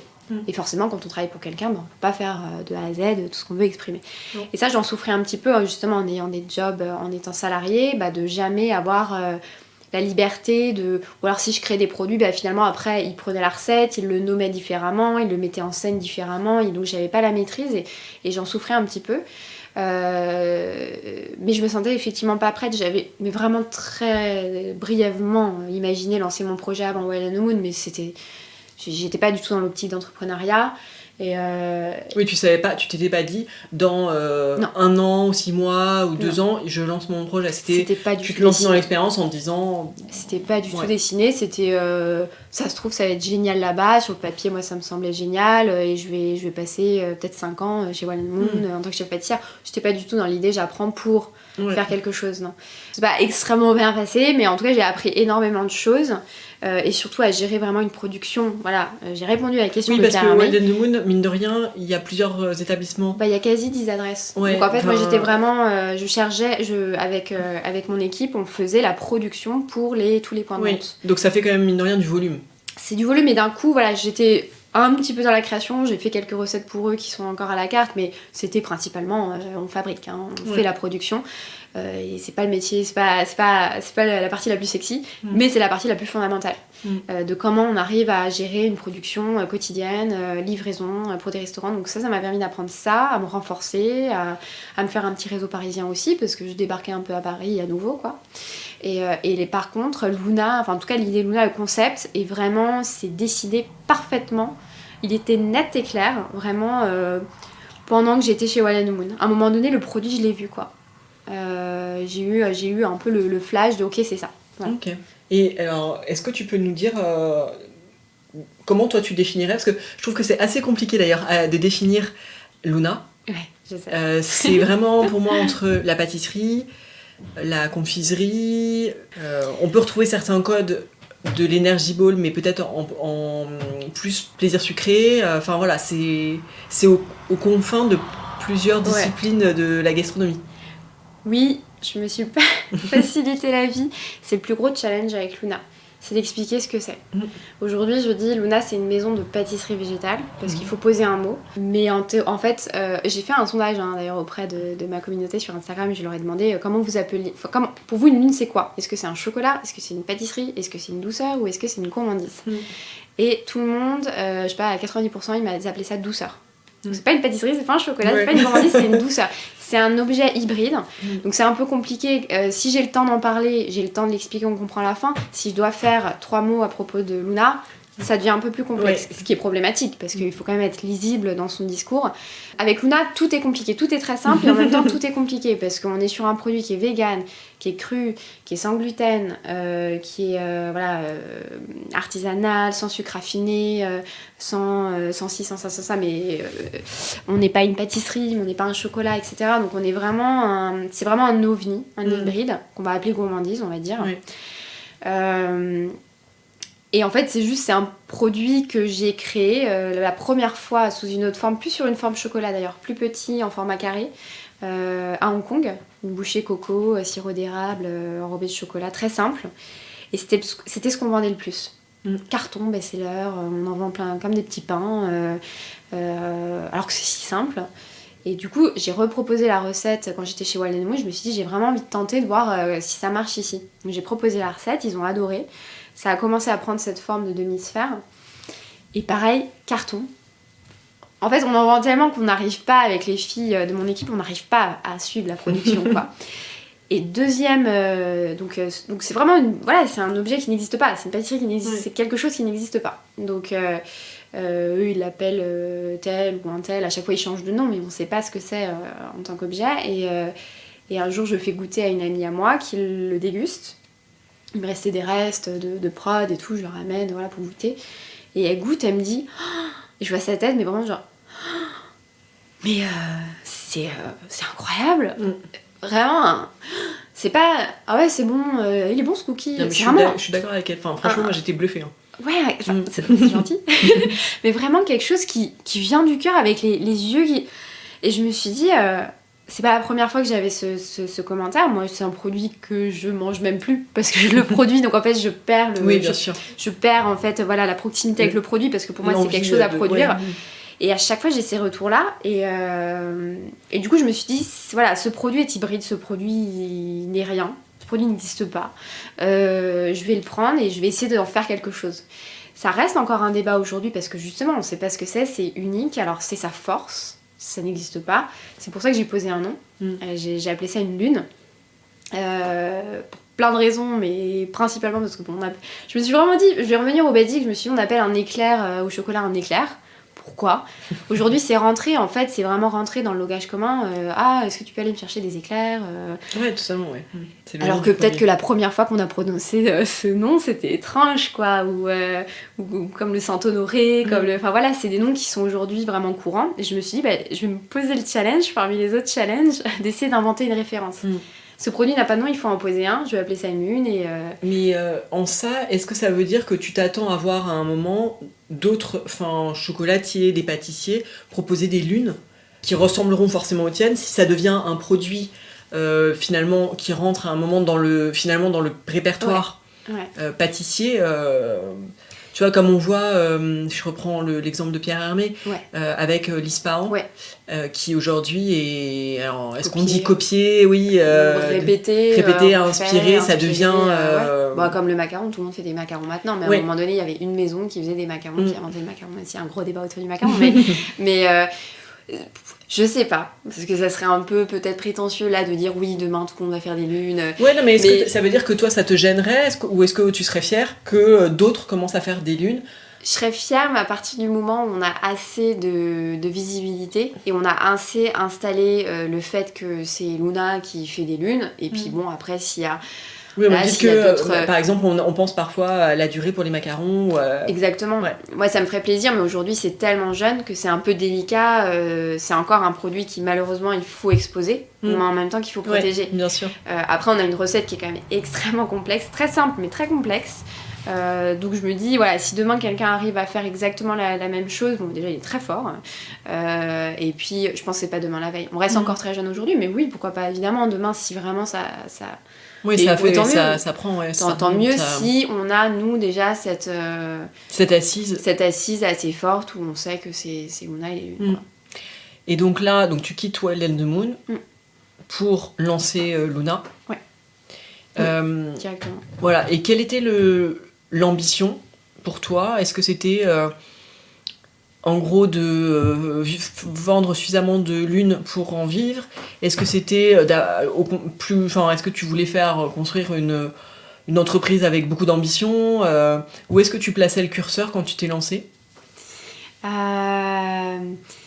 Ça, c'est encore un sujet aujourd'hui parce que je savais pas dans quoi je me lançais. Pareil, en fait, c'est quand j'ai pris des décisions comme ça un peu fortes, de voilà, je pars en compte, je lance ma boîte, c'est toujours un peu irréfléchi. Donc, j'ai pas fait d'études de marché pendant des mois avant. Enfin, j'ai un peu fait un business plan avec mon père qui est entrepreneur qui m'a un peu aidé là-dessus, mais vraiment, j'étais obligée de poser des chiffres, alors que je déteste ça. Moi, j'avais un produit, j'avais l'envie de m'exprimer qui était extrêmement forte. Ça commençait à vraiment devenir difficile de contrôler cette envie de montrer quelque chose de moi et 100% moi, sans être égocentrique, mais vraiment de pouvoir m'exprimer pleinement. Donc c'était plus ça qui m'a vraiment drivé au début. C'était j'ai envie de créer. J'ai envie de créer, d'être libre, de créer ce que je veux créer, de mettre un nom. Ouais, j'appelle ça une lune. Et c'est bien comme ça. Et je fais ce logo et je le présente comme ça. Enfin voilà, d'être vraiment hyper libre là-dedans. Il n'y avait pas forcément d'ambition nette. Mais en fait, moi je suis un peu ambiguë, on va dire. C'est que à la fois j'ai envie de rester toute seule dans mon confort, peut-être de faire mes petites créations et puis de rester dans ma bulle. Il y a une grosse partie parce que je suis un peu introvertie, très sensible, etc. Donc j'aime bien ce cocon. Et il y a une grosse partie de moi aussi qui a envie de montrer tout ça au monde entier. Et d'en vendre au Japon et d'inventer une nouvelle référence et qu'on parle d'une lune comme un macaron, mais pas vraiment avec cette ambition démesurée, mais vraiment de me dire j'ai vraiment envie que ça traverse les frontières et d'en faire quelque chose. Que tout le monde puisse connaître ça. Exactement. Donc, mais je suis un peu entre les deux. Et même encore aujourd'hui, au bout de quasi 3 ans, c'est encore un peu... même si ça, depuis traverser les frontières, c'est parti au Japon, etc. Mais je reste un petit peu entre les deux. Donc j'ai envie que c'est un projet qui vive. J'ai envie d'en vivre aussi. J'ai envie de le développer. J'ai envie que ça crée des postes, d'embaucher des gens, de voir des gens investir dans ce projet. Mais c'est vrai que j'ai pas une vision très très claire, en tout cas sur la taille de l'entreprise. Je veux juste que ça existe et que ça soit une entreprise vivante et qui me permette moi de faire des choses extraordinaires comme je suis en train de le faire là, ou comme quand je rencontre des gens et de faire plaisir à des gens aussi. Ça c'est un truc vraiment génial. C'est moi qui tiens les réseaux sociaux, que j'ai pas envie de lâcher parce que c'est dur, parce qu'il faut poster tous les jours et répondre à tout le monde tout le temps, mais en même temps, quand j'ai le message de personnes qui ont ouvert leur coffret, qu'ils ont offert à leur ami qui a adoré, ou à leurs enfants qui peuvent enfin manger des choses sans gluten, enfin d'avoir ces témoignages au quotidien, voilà, hors ambition, déchiffrée, etc., taille, etc., c'est un peu ça aussi mon ambition. C'est un peu de voir des gens qui en fait ont du plaisir à goûter un produit, donc voilà. Si ça peut continuer, c'est génial. Et sur le côté, parce qu'en fait il y a aussi une particularité, je trouve que c'est des produits qui sont très jolis, et de manière générale ce qui entoure la marque est assez raffiné. On sent qu'il y a une patte artistique aussi, un œil derrière. Est-ce que là ça reboucle avec tes études aux Beaux-Arts, enfin, est-ce que ça t'aide? Complètement. En fait, moi j'ai vraiment j'ai une passion pour l'art de la table, j'ai une passion pour les couleurs, pour les textures, pour les tissus, les nappes, les ingrédients, tout. Donc en fait, avec Luna, forcément, c'était l'opportunité de pouvoir tout assembler. D'assembler forcément ma sensibilité que j'ai développée aux Beaux-Arts, des couleurs, des matières, du beau, du beau, ça veut tout et rien dire, moi j'ai ma propre définition du beau, chacun là, mais Luna m'a permis de faire ça. Donc déjà il y a cet aspect, moi ça me plaît, je travaille avec ma photographe qui est une de mes meilleures amies, chaque mois on fait un photoshoot et on a nos moods, nos humeurs et on crée ensemble. Donc il y a ça, il y a l'aspect personnel où je m'amuse. Il y a l'aspect aussi où j'ai envie de faire un produit qui est beau, donc beau, bon, beau visuellement, bon à goûter et puis beau dans la présentation, parce qu'aujourd'hui Instagram, en tout cas on vit principalement grâce à Instagram, c'est notre première visibilité, donc c'est le jeu il faut aussi attirer par le visuel, sûr, donc il faut aussi jouer avec ça. Moi de toute façon ça me dérange pas parce que j'adore ça. Et il y a aussi le fait que j'ai envie, vraiment avec Luna, mon envie principale c'est de un peu casser le cliché de la pâtisserie végane, ouais c'est le carrot cake, un peu sec, l'option en plus dans les cafés. Vraiment, on n'a pas encore un peu de plus en plus, très récemment, mais de plus en plus on commence à avoir une image un peu plus haut de gamme du végétal, que ce soit dans le salé comme dans le sucré. Et j'ai envie de participer à ça aussi. En fait, Luna, je me suis dit, avec ce produit qui est un monoproduit, du coup, c'était de me dire, y a pas, on a des macarons, on a des éclairs, on a des choux, on a ce monoproduit décliné en différentes pâtisseries, mais on n'a pas de version végétale. En fait, le végétal, c'est peut-être, il y a quelques petites boutiques, qui sont très bien, il y a plein de très bonnes propositions, mais ça reste un peu sous-représenté, et ce côté objet monoproduit que j'aime bien la contrainte du monoproduit, on n'a rien en végétal, donc c'était ça mon ambition première. En fait j'avais envie de vraiment casser le cliché en faisant quelque chose de beau, visuellement, gustativement, et montrer que ça peut être là, ça peut être un beau produit, ça peut être aussi haut de gamme, même si je veux que ça reste aussi accessible, ce qui est un peu difficile avec beaucoup de matières premières. On est quand même sur c'est un peu difficile quand même d'être 100% accessible, même si j'aimerais... on commence à être un petit peu haut de gamme avec nos prix, mais c'est aussi de montrer qu'on peut faire ça, que ça peut être très élégant, très beau, d'où du coup l'effort sur le visuel qui est extrêmement important pour moi, et toute la charte graphique qui l'accompagne. Tu l'as dit à un moment là, tu as parlé d'Instagram qui est une vitrine très importante pour Luna. Est-ce que tu as des conseils à donner aux entrepreneurs food, ça peut être dans tout type de domaine, soit effectivement des marques, des produits, soit même des restaurants, des cafés, enfin tout le spectre de la food, pour trouver sa place, pour trouver le bon ton sur Instagram, qui peut être une vitrine, qui peut être aussi très chronophage. Comment toi qu'est-ce que tu aurais comme conseil à donner sur la dimension un peu communication?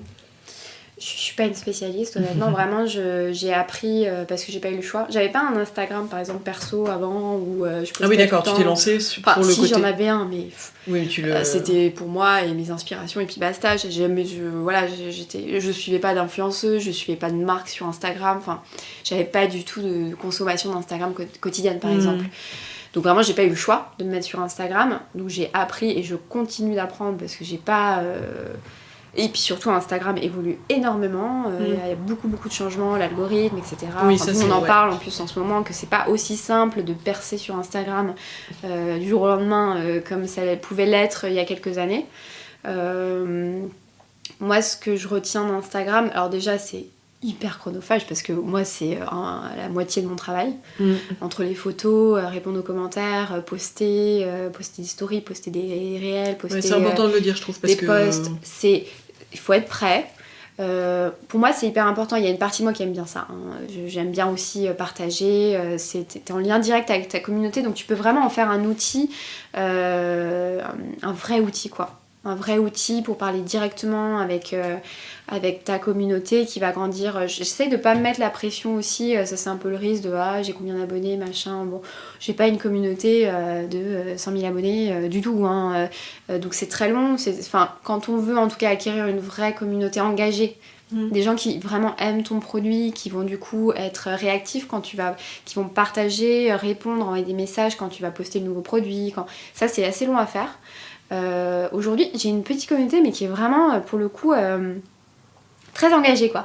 Je pense qu'ils ont compris qu'il y avait une Andrea derrière, qu'ils ont compris qu'il y avait une histoire, même si je me mets pas forcément en avant. Donc ça, c'est ce que je recommanderais, effectivement, de vraiment... S'il y a une histoire à raconter, parfois il n'y a pas d'histoire à raconter spéciale sur un produit, et c'est ok. Bon, moi, j'ai quand même pas mal de choses à raconter, que j'ai envie de partager aussi. Faut le faire. Alors je le fais pas assez, donc c'est pour ça que c'est un conseil. C'est jamais suffisant. C'est jamais assez, puis j'ai pas non plus envie, c'est pas moi et ma vie, mais je le fais à petite dose de temps en temps. J'essaye de partager mes inspirations quand je fais des tests, les ateliers aussi. Alors ça, pour moi, c'est super important de partager les dessous. Quand on a la chance de pouvoir le faire, de partager là une production en train de se faire, ou là on est au Bon Marché en ce moment, de partager l'installation. Ça, moi déjà, c'est ce que je vais aimer maintenant que je suis sur Instagram et que je consomme un peu Instagram, c'est ce que je vais aimer suivre dans des marques que j'aime, de voir, puis des trucs un peu moins jolis aussi. Donc en fait, mon Instagram, il peut être celui de Luna, on va dire, il est très beau, voilà, des belles images, etc. Mais j'ai aussi envie de partager les photos qui me sont envoyées de personnes qui ont reçu des lunes, qui sont pas là, voilà, avec le flash, etc. Mais juste, voilà, oui, en pas fait, des ça, photos de professionnels, mais des photos en fait de gens qui sont sincèrement, qui en fait ont envie de partager, j'ai reçu ça, je suis trop contente, je le partage sur Insta, et en fait, donc il y a un mix entre la réalité, ça, en fait c'est ça c'est comme ça va arriver chez vous comme ça, vous allez le manger, et puis des photos effectivement plus travaillées, donc peut-être un côté, parce qu'il faut que je reste sur une marque haut de gamme, donc il faut que je suive effectivement cette charte graphique un peu que j'ai imposée, mais d'introduire de la réalité derrière aussi, quoi. Ok. Donc faire un mix aussi de choses qui sont vraiment réfléchies, chartées, et en même temps de spontanéité. Ah oui, complètement. Faut pas non plus mettre ça, encore une fois, c'est pas... Ça, c'est ma façon de voir les choses. Mais vraiment, moi, je balance un peu entre les deux. Et en story, je suis beaucoup plus libre, par exemple, où voilà, on est sur un format de 24 heures. Donc, je poste vraiment... Oui, tu te permets plus de choses. Je me permets beaucoup plus de choses. Je partage tous les commentaires. La plupart, en tout cas, il y en a parfois un peu trop, mais je partage tous les commentaires de la personne qui a eu envie de me dire « Ah, c'est trop bon, j'ai adoré, etc. » Je partage tout. C'est une bonne idée, je note. Ouais, parce que... Pour Girls in Food. Parce que c'est ça qui arrive, voilà, c'est ça Luna. Non, il faut le dire aux gens qui écoutent, que ce soit pour toi comme pour moi, recevoir un commentaire, moi ça illumine ma journée. Je trouve ça génial. Quand les gens prennent la peine d'écrire un mail, un message sur un Insta, ça moi m'a inspiré, ça me va droit au cœur. Voilà, parce que par exemple, moi c'est quelque chose que je ferais jamais. Il faut vraiment, j'ai pas ce réflexe, même s'il y a énormément de choses que j'aime, pour avoir le réflexe d'aller vraiment aller voir la marque et dire oh, j'ai goûté. Ça m'est arrivé quelques fois où vraiment j'ai eu un coup de cœur, j'étais obligée de le dire. Mais en fait, voilà, il y a des gens qui ont pris la peine de t'écrire et de te partager un coup de cœur qu'ils ont eu pour un produit que t'as créé. Faut remettre les choses un peu. Moi, je reviens en arrière, je dis produit, une recette que j'ai créée, et là il y a quelqu'un qui l'a goûté avec sa famille et qui me... Je suis obligée de le partager, c'est trop beau. Et ça pour le coup c'est vraiment sincère, moi c'est un truc qui m'égaye ma journée. On est bien d'accord. Je voudrais bien qu'on revienne sur quelque chose dont tu as parlé rapidement. Là tu as dit que tu avais un pop-up au Bon Marché. Oui. Est-ce que tout ce qui est pop-up, et je sais que tu as fait aussi quelques collaborations avec d'autres marques, est-ce que tu peux nous en parler? Parce que je trouve que c'est des formats qui permettent de casser un peu le quotidien d'une marque. Ça apporte un petit peu un souffle d'air frais, et en même temps, toi, ça te permet de rencontrer de nouveaux clients potentiels dans un contexte un petit peu différent. Est-ce que tu peux nous dire à la fois, toi, ce que tu y trouves, comment tu les conçois, ces partenariats? Alors, j'en ai fait beaucoup. Honnêtement, effectivement, j'ai fait beaucoup de collaborations, de partenariats, sous différentes formes. Déjà, c'est quelque chose qui m'amuse. C'est là où je suis douée aussi. C'est pour ça qu'en fait, parfois, c'est dommage parce que je prends pas assez de temps, parce qu'il y a la réalité de tout ce que je dois faire dans une journée. Voilà. Donc, je suis pas créer toute la journée avec mon petit pinceau. Mais c'est là où je suis la meilleure, justement, assemblée avec différents éléments. On revient à mon métier de scénographe, à mon métier de pâtissière, à mon métier, quand j'étais aux Beaux-Arts, c'est... par exemple, j'ai fait beaucoup de collaborations avec la Maison du Mochi, avec Mathilda, que j'aime beaucoup. Oui. Qui est celle qui nous a mis en contact. Oui, je m'en doutais. Mais voilà, par exemple, ça, c'est une des plus belles collabs que j'ai pu faire, parmi d'autres qui étaient aussi géniales. Mais en fait, ça a été la première, d'ailleurs, notamment. En fait, Mathilda, c'est intéressant, avec la Maison du Mochi, c'était une des premières vraies collabs que j'ai mis en place. C'était il y a 2 ans, donc Luna était tout jeune. Et c'était ça, il y a Mathilda, la Maison du Mochi, un univers, il y a Luna, on a choisi un ingrédient en commun, qu'est-ce qu'on fait? Donc c'est là où je suis bonne en fait. Avec Mathilda, pour le coup, là c'était une co-création, mais c'est d'imaginer quelque chose avec plein d'éléments. Donc en fait, les t'as quelques ingrédients et puis ça donne quelque chose de nouveau. Exactement, puis un univers aussi, voilà, parfois c'est que des ingrédients, mais la plupart du temps c'est d'unifier des univers différents. Bien sûr. Non, mais les univers comme des ingrédients exactement. En fait qui te... Exactement, quelque chose d'unifié. Et du coup, ça c'est quelque chose que j'essaye de faire au maximum pour vraiment développer l'image de marque aussi. Ça enrichit la marque, ça permet d'explorer différents univers. Donc ça, il y en a eu pas mal. Les pop-ups, c'est surtout par nécessité, parce qu'en fait, on n'a pas encore de boutique physique. On a une shop qui fonctionne bien, donc on expédie partout, donc ça, il n'y a pas de souci. On n'a pas de boutique physique. Et ça, c'est tout un débat. Est-ce que c'est un projet? Est-ce que... j'adorerais, ouais. J'adorerais. Je connais trop les contraintes en fait dans le physique, donc il y a une partie qui est non, on n'a pas envie d'y aller, mais en même temps, pour moi c'est hyper important en fait la physique, l'expérience client, l'expérience du produit, ça permet de définir davantage ton univers en fait, d'avoir quel matériau tu vas choisir pour ta boutique, l'ambiance, la musique, donc c'est hyper important pour moi. Après c'est comment on peut mettre ça en place, mais c'est un projet. Et du coup, d'avoir des pop-up, déjà, ça nous permet d'avoir une présence physique. Et plus on a de pop-up, là, par exemple, le Bon Marché, on a ouvert il y a quelques jours. Et ça y est, on a vraiment nos clients qui viennent, en fait, qui viennent nous voir. C'était peut-être pas le cas, notre premier pop-up l'année dernière, au printemps, où on était vraiment découverte. Là, les gens viennent nous voir, enfin. On a dit, voilà, on est là, etc. Donc, il y a Mi-Découverte, notre communauté qui vient nous voir. Donc, les pop-up, c'est hyper intéressant. C'est une visibilité. En tout cas, aujourd'hui, on est vraiment à Paris. Mais c'est une vraie visibilité et ça permet de toucher des personnes qu'on ne peut pas toucher sur Instagram, quoi. Ils ne nous connaissent pas sur Instagram, ils disent pas Instagram, ils s'en fichent. Eux, ils sont dans la vraie vie, là, ils veulent voir des boutiques, quelque chose de physique, et là, on va toucher notre clientèle. Et juste sur les collabs, est-ce que toi, comment tu décides qu'avec telle marque, ça ferait une bonne collaboration ? Est-ce que c'est vraiment de l'instinct ? Est-ce que c'est très réfléchi ? Comment est-ce que... toujours dans l'idée de ce que les auditeurs peuvent projeter de leur propre... tu vois, s'ils sont dans cette phase-là de réflexion autour d'un projet. Chaque collab est différente. Chaque collab, parfois, ça s'est fait comme ça, quoi. Coup de cœur, mais il faut qu'on fasse ça. Parfois, c'est moi qui vais lancer l'impulsion, je vais écrire, là je prépare une nouvelle collaboration pour le printemps et ça s'est vraiment fait au coup de cœur. Parfois, c'est vraiment de travailler avec une marque parce qu'ils ont besoin, ils veulent créer un produit spécial pour un lancement. Par exemple, on a travaillé avec Cartier. C'est pas vraiment une collaboration parce qu'on n'a pas communiqué autour de ça. Enfin, moi j'en ai un petit peu parlé, mais en fait, parce que tes clients habituels ne peuvent pas acheter la collab. Exactement, c'est Cartier qui t'a commandé quelque chose de sur mesure pour leur... Après, ça reste une collaboration parce que il va y avoir une création qui a été faite spécialement pour eux pour le lancement de cette gamme-là. Donc, mais ça, c'est un peu différent. Après, il va y avoir des collaborations, par exemple avec UH, une marque de CBD, où là, on va co-créer un produit. Elle va le vendre de son côté, je vais le vendre de mon côté.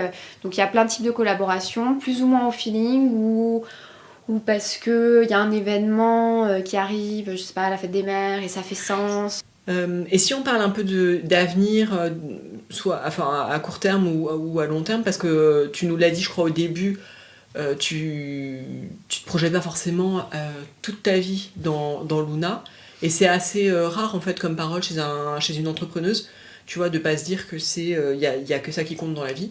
Est-ce que là tu as des projets dont tu aimerais nous parler ? Est-ce que tu projettes Luna dans l'avenir sous forme de plutôt ça peut être des boutiques, ça peut être des déclinaisons de saveurs, ça peut être d'autres produits qui répondraient à tes critères vegan, sans gluten, cru. Toi, comment tu vois les choses ? Je pense que Luna a un gros potentiel. Effectivement, j'adorerais développer une autre gamme, en tout cas développer des produits, toujours dans l'ADN, mais des produits un peu annexes qui viendraient compléter l'univers. Là, on a commencé à lancer des ateliers, par exemple, pâtisserie depuis novembre. Donc là, il y en a un chaque mois. C'est un peu hors Luna, parce que alors évidemment, c'est les gens qui suivent Luna qui sont au courant de l'atelier, mais on va pas faire des lunes pendant l'atelier, on va faire des pâtisseries autres, toujours vegan, sans gluten, etc., sans cuisson. Donc je parle un petit peu à des bienfaits de mon histoire, et puis après on crée ensemble. C'est vraiment un atelier de création au-delà de la pâtisserie.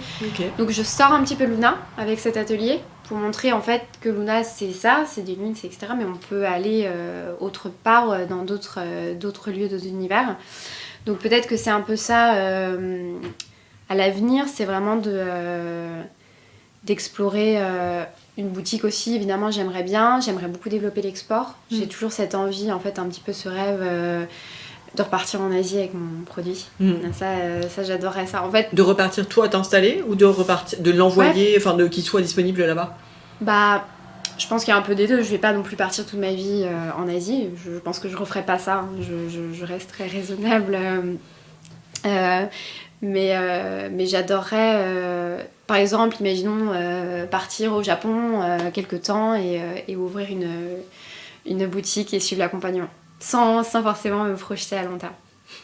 Et d'ailleurs, en parlant d'export, il me semble que t'as déjà eu une expérience d'envoyer tes lunes au Japon, il me semble, c'est ça ? Exactement, l'année dernière, en fait, on a une entreprise japonaise qui nous a contactés, qui aimait nos produits, qui nous ont demandé...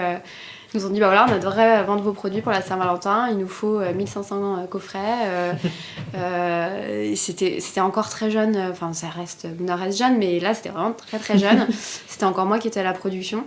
Mais évidemment, en fait, on a dit oui. Enfin, en fait, on a fait la fameuse technique fake it until you make it, que je n'aime pas du tout. Enfin, je l'ai beaucoup faite, mais j'aime pas trop le principe non plus. Et du coup, on a dit oui, bien sûr, on peut le faire. Sauf qu'on n'était absolument pas prêts pour faire ça. Mais on a dit oui. Finalement, ils nous ont donné un go très tardif. Ils nous ont donné un go fin août pour une expédition 15 jours plus tard.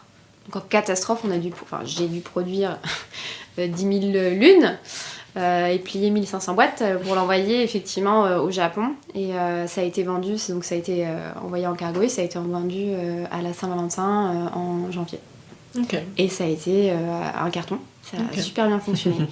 Donc voilà, ça a été fait un petit peu à l'arrache, en toute franchise, mais j'étais obligée de dire oui parce que en fait je me suis rendu compte à ce moment-là quand j'ai vu le mail et le petit frémissement, je me suis rendu compte à quel point pour moi c'était un des premiers objectifs avec Luna, au-delà d'avoir l'envie d'être sur une croissance, d'être partout dans le monde, etc. Mais en fait l'envie de repartir dans un pays, Hong Kong pour moi c'était la maison, c'est pas un pays, mais en tout cas un continent, mais en tout cas l'Asie, de repartir en fait là où je me sentais vraiment bien et où je sais qu'en plus il y a vraiment un potentiel pour que ces pâtisseries Luna plaisent. Je suis très inspirée de la pâtisserie japonaise, ça me parle beaucoup, plus que la pâtisserie française, donc j'adorerais ça. Andrea, est-ce que en tant qu'entrepreneur et en tant que femme, est-ce que t'as rencontré des freins en lançant Luna sur ces 3 dernières années? Est-ce que on t'a renvoyé parfois que le fait que tu étais une femme En fait, j'y ai jamais vraiment pensé. Quand j'ai lancé Luna, je me suis vraiment dit, voilà, je suis une femme. En plus, j'étais jeune. Bon, il y a 3 ans. Mais bon, voilà, je me suis jamais vraiment... Tu t'es pas questionnée là-dessus? Je me suis pas questionnée au début. J'avais pas aussi envie. J'avais pas envie de me dire, faut que, par exemple, j'intègre des clubs de femmes entrepreneurs, entrepreneuses, voilà, de mettre... j'avais pas trop envie d'être dans ce mood-là. Après... C'est pas tant en tant qu'entrepreneuse que j'ai... Et c'est pas vraiment des freins, mais c'est plus des choses flagrantes, que j'ai des situations dans lesquelles je me suis retrouvée. Après, très vite, moi, je me suis associée à 2 hommes, beaucoup plus âgés que moi, qui m'ont beaucoup aidée pour le développement de Luna, en tout cas sur des parties que je maîtrisais un petit peu moins. Et du coup, au début, je me suis beaucoup reposée sur ça, en me disant, eux, ils vont gérer peut-être des parties qui sera plus faciles parce que c'est des hommes, etc. Donc moi, inconsciemment, en fait, je me suis rendu compte que je me mettais un petit peu plus en retrait face à eux. Donc ça, c'était assez intéressant à observer. Finalement, voilà, c'était intéressant de le voir et du coup, d'essayer de rectifier un petit peu ça. Et puis, c'est pas si évident, ils sont vraiment beaucoup, pour le coup, plus âgés que moi et une autre expérience. Et c'est plus face à... Nous, on a travaillé avec une équipe pendant 1 an qui faisait la production, etc. Pour Luna. Et là, je me suis retrouvée, pour le coup, autant à Hong Kong, j'étais pas face à vraiment... voilà, je me retrouvais pas face au fait que j'étais une femme qui arrivait en cuisine, j'avais pas forcément vécu cette situation. Là, je l'ai vraiment vécu. Il faisait un produit, j'étais la cliente en fait, il faisait un produit que j'avais créé, que j'avais imaginé, il devait faire la production pour moi, et surtout j'étais une femme, j'étais très jeune, et là j'ai vraiment vécu une espèce un peu de mépris quoi, très lourd. Et là je me suis dit, ouais en fait c'est quand même très vieux jeu, ça reste quand même très vieux jeu, alors en France, peut-être dans d'autres pays, mais en tout cas autant je l'ai pas vécu à Hong Kong, autant à Hong Kong c'était... ça faisait grogneux, mais au final, tu montres ce que tu sais faire et on te respecte. Voilà, et en fait, tu montres. Ici, ça passe pas, quoi. Ça passe pas, c'est beaucoup d'ego, etc. Et là, je me suis sentie très femme. Voilà, là, on m'a remis dans ma petite boîte de non, mais en fait, non, quoi. Et je trouve ça assez dingue. Après. Et comment t'as géré ce problème? C'est-à-dire, est-ce que c'est en changeant de partenaire? Est-ce que c'est. On a changé de partenaire. On a changé de partenaire, ça c'est sûr. Pour d'autres problèmes, mais et surtout en fait j'essaye de... c'est dur enfin c'est facile à dire, mais j'essaye de vraiment quand il m'arrive des situations, je me suis retrouvée vraiment dans des situations très difficiles où voilà, ça pouvait être parfois vraiment violent, et c'est sur le coup c'est très émotionnel. Ça, je le supporte pas quand je me retrouve dans des situations très sexistes, vraiment avec des machos, mais vraiment dans le pur cliché, c'est limite ridicule, tellement c'est cliché, quoi. Pas rentrer dans les détails, mais... Et du coup, au début, c'est vraiment très émotionnel, vraiment, mais comment on peut dire des trucs pareils, etc. Et après, j'essaie de prendre le recul, en fait, et de prendre de la hauteur sur cette situation. Et de voir à quel point c'est complètement stupide, quoi. Enfin, c'est dur à... Enfin, encore une fois, hein, c'est avec le recul, etc. Mais de prendre de la force, en fait, de cette situation. Et de me ramener, moi, à... Bah, en fait, ouais, c'est rageant. Je sors de nulle part. Je fais... j'ai eu des rencontres extraordinaires. J'ai bossé extrêmement dur pour en arriver où j'en suis. Hein. Donc, certes, j'ai pas fait le CAP, j'ai pas fait le parcours militaire de cuisine qu'on attend. Mais aujourd'hui j'ai créé une marque qui est vendue au bon marché, qui a du succès et j'essaie de me remettre un petit peu moi, de me regonfler en fait en refaisant mon parcours parce que je vais pas être aidée autour de moi. En tout cas avec ça, voilà, j'ai un soutien, mais dire aussi qu'il faut et je dis ça en n'ayant pas confiance en moi, en étant tout le temps dans le doute. Je suis pas ma meilleure amie, malheureusement. J'essaie de le devenir, mais je suis vraiment pas ma meilleure amie. Mais en fait, dans des situations comme ça qui sont extrêmes, en fait, c'est que si je laisse ça m'atteindre, je vais pas m'en sortir, quoi. Être entrepreneur, c'est extrêmement dur. Donc en plus, si on a des gens comme ça qui ne... au-delà de pas croire en vous, mais qui vous méprisent et qui vous remettent et qui vous mettent en difficulté, on est obligé, nous, de devenir notre meilleure amie à ce moment-là. Et dans ce parcours, depuis que tu es dans ce milieu de la food, est-ce que... quelles sont les femmes que tu as rencontrées qui t'inspirent ? Alors que j'ai rencontré ? Ouais, ou... Non, ça peut être des figures qui t'inspirent. Je vais me répéter, mais Aline Grattard. Je suis passionnée par son parcours et... peut-être parce qu'il y a cette attache aussi à Hong Kong et que quand je l'ai entendu parler d'Hong Kong, de son expérience, moi ça m'a... Je l'ai vu, j'ai vu le truc, j'ai vu la scène, enfin voilà, je peux pas me mettre dans sa peau, hein, encore une fois, du tout, et puis j'ai pas vécu la même chose, mais pour moi c'est une inspiration, c'est une très grande inspiration. Je précise juste pour les auditeurs, c'est donc chef étoilé du restaurant Yancha et ancienne invitée de Garden Food. Ouais, j'ai écouté, c'est super, c'est un petit rappel aussi. Il y a une autre personne qui m'a beaucoup marquée, c'est Jennifer Hart-Smith, que tu dois connaître du coup, que j'ai rencontrée au début de Luna. Je la suivais depuis très longtemps. Voilà, j'adorais son univers, tout ce qu'elle faisait. C'est pareil, ça fait partie un peu pour moi des pionnières. Et je l'ai rencontrée en fait pendant le confinement, le premier confinement. J'ai posté des stories avec des créations un peu inspirées de son univers et elle l'a reposté. Et ça m'a... j'étais complètement folle parce que moi, voilà, vraiment, j'étais hyper touchée. Et finalement, on a commencé à s'écrire. Je lui ai dit, si tu veux, je te fais goûter des lunes. Et finalement, on s'est rencontrés. Et sa fraîcheur m'a vraiment transportée. Elle est tellement naturelle, tellement généreuse, passionnante, inspirante, que ça m'a vraiment apporté quelque chose sur Luna. Vraiment, je me suis dit, quand je l'ai vue, je me suis dit, mais il faut aussi que je me détende un peu. Enfin, elle a un côté très naturel, très salut, bah rentre. Enfin voilà, alors que moi j'étais avec mon petit sac très formel, je m'attendais, voilà. Et donc, elle m'a vachement inspirée. Et puis sur un parcours aussi pareil, un peu atypique. Oui, c'est ça, elle est pâtissière et naturopathe. Exactement. Donc elle... Mais elle vient pas de là à la base, donc elle s'est reconvertie. Très... comme si elle suivait un peu le flow, bon, même si c'est pas toujours aussi rose qu'on a l'impression, hein, je connais pas non plus toute sa vie, mais c'est vrai qu'elle a ça semble très fluide. Et on a envie de croire que c'est aussi fluide d'écouter ses envies, ses passions, et du coup elle m'a beaucoup inspirée. Ouais. Andrea, on va passer à la dernière partie de l'interview, le questionnaire Girls in Food. Oui. Des questions pour mieux te connaître. Quel est ton dernier coup de cœur food ? Alors j'en ai 2. Ouais. C'est parti pour 2. Un livre d'une amie à moi qui s'appelle Alice Pagès, qui fait des contenus, en fait qui crée des recettes sur Instagram. Et elle a un blog, donc elle est vraiment créatrice de contenu, de recettes véganes. Et elle a sorti un livre qui s'appelle Vegan World. Et ses recettes sont absolument extraordinaires. Ah, super. Voilà. Et c'est à noter parce qu'il y a vraiment pas... il y a de plus en plus de livres sur la recette, sur des recettes végétales, mais le sien est particulièrement parfait, de A à Z. Ça peut nous faire un bon livre pour la rubrique Girls in Cookbooks. Ouais, super gourmand, et j'ai testé les recettes, donc je peux valider, elles sont extraordinaires. Ouais, non, ça c'est top. Et puis, gros coup de cœur, mais alors vraiment là, il y a quelques jours, je suis passée au café, un nouveau café, coffee shop qui s'appelle Artesano, qui est dans le Marais, qui est tenu par Arturo, et qui travaille des cafés mexicains vraiment de spécialité. Et il m'a fait goûter un café filtre, absolument incroyable.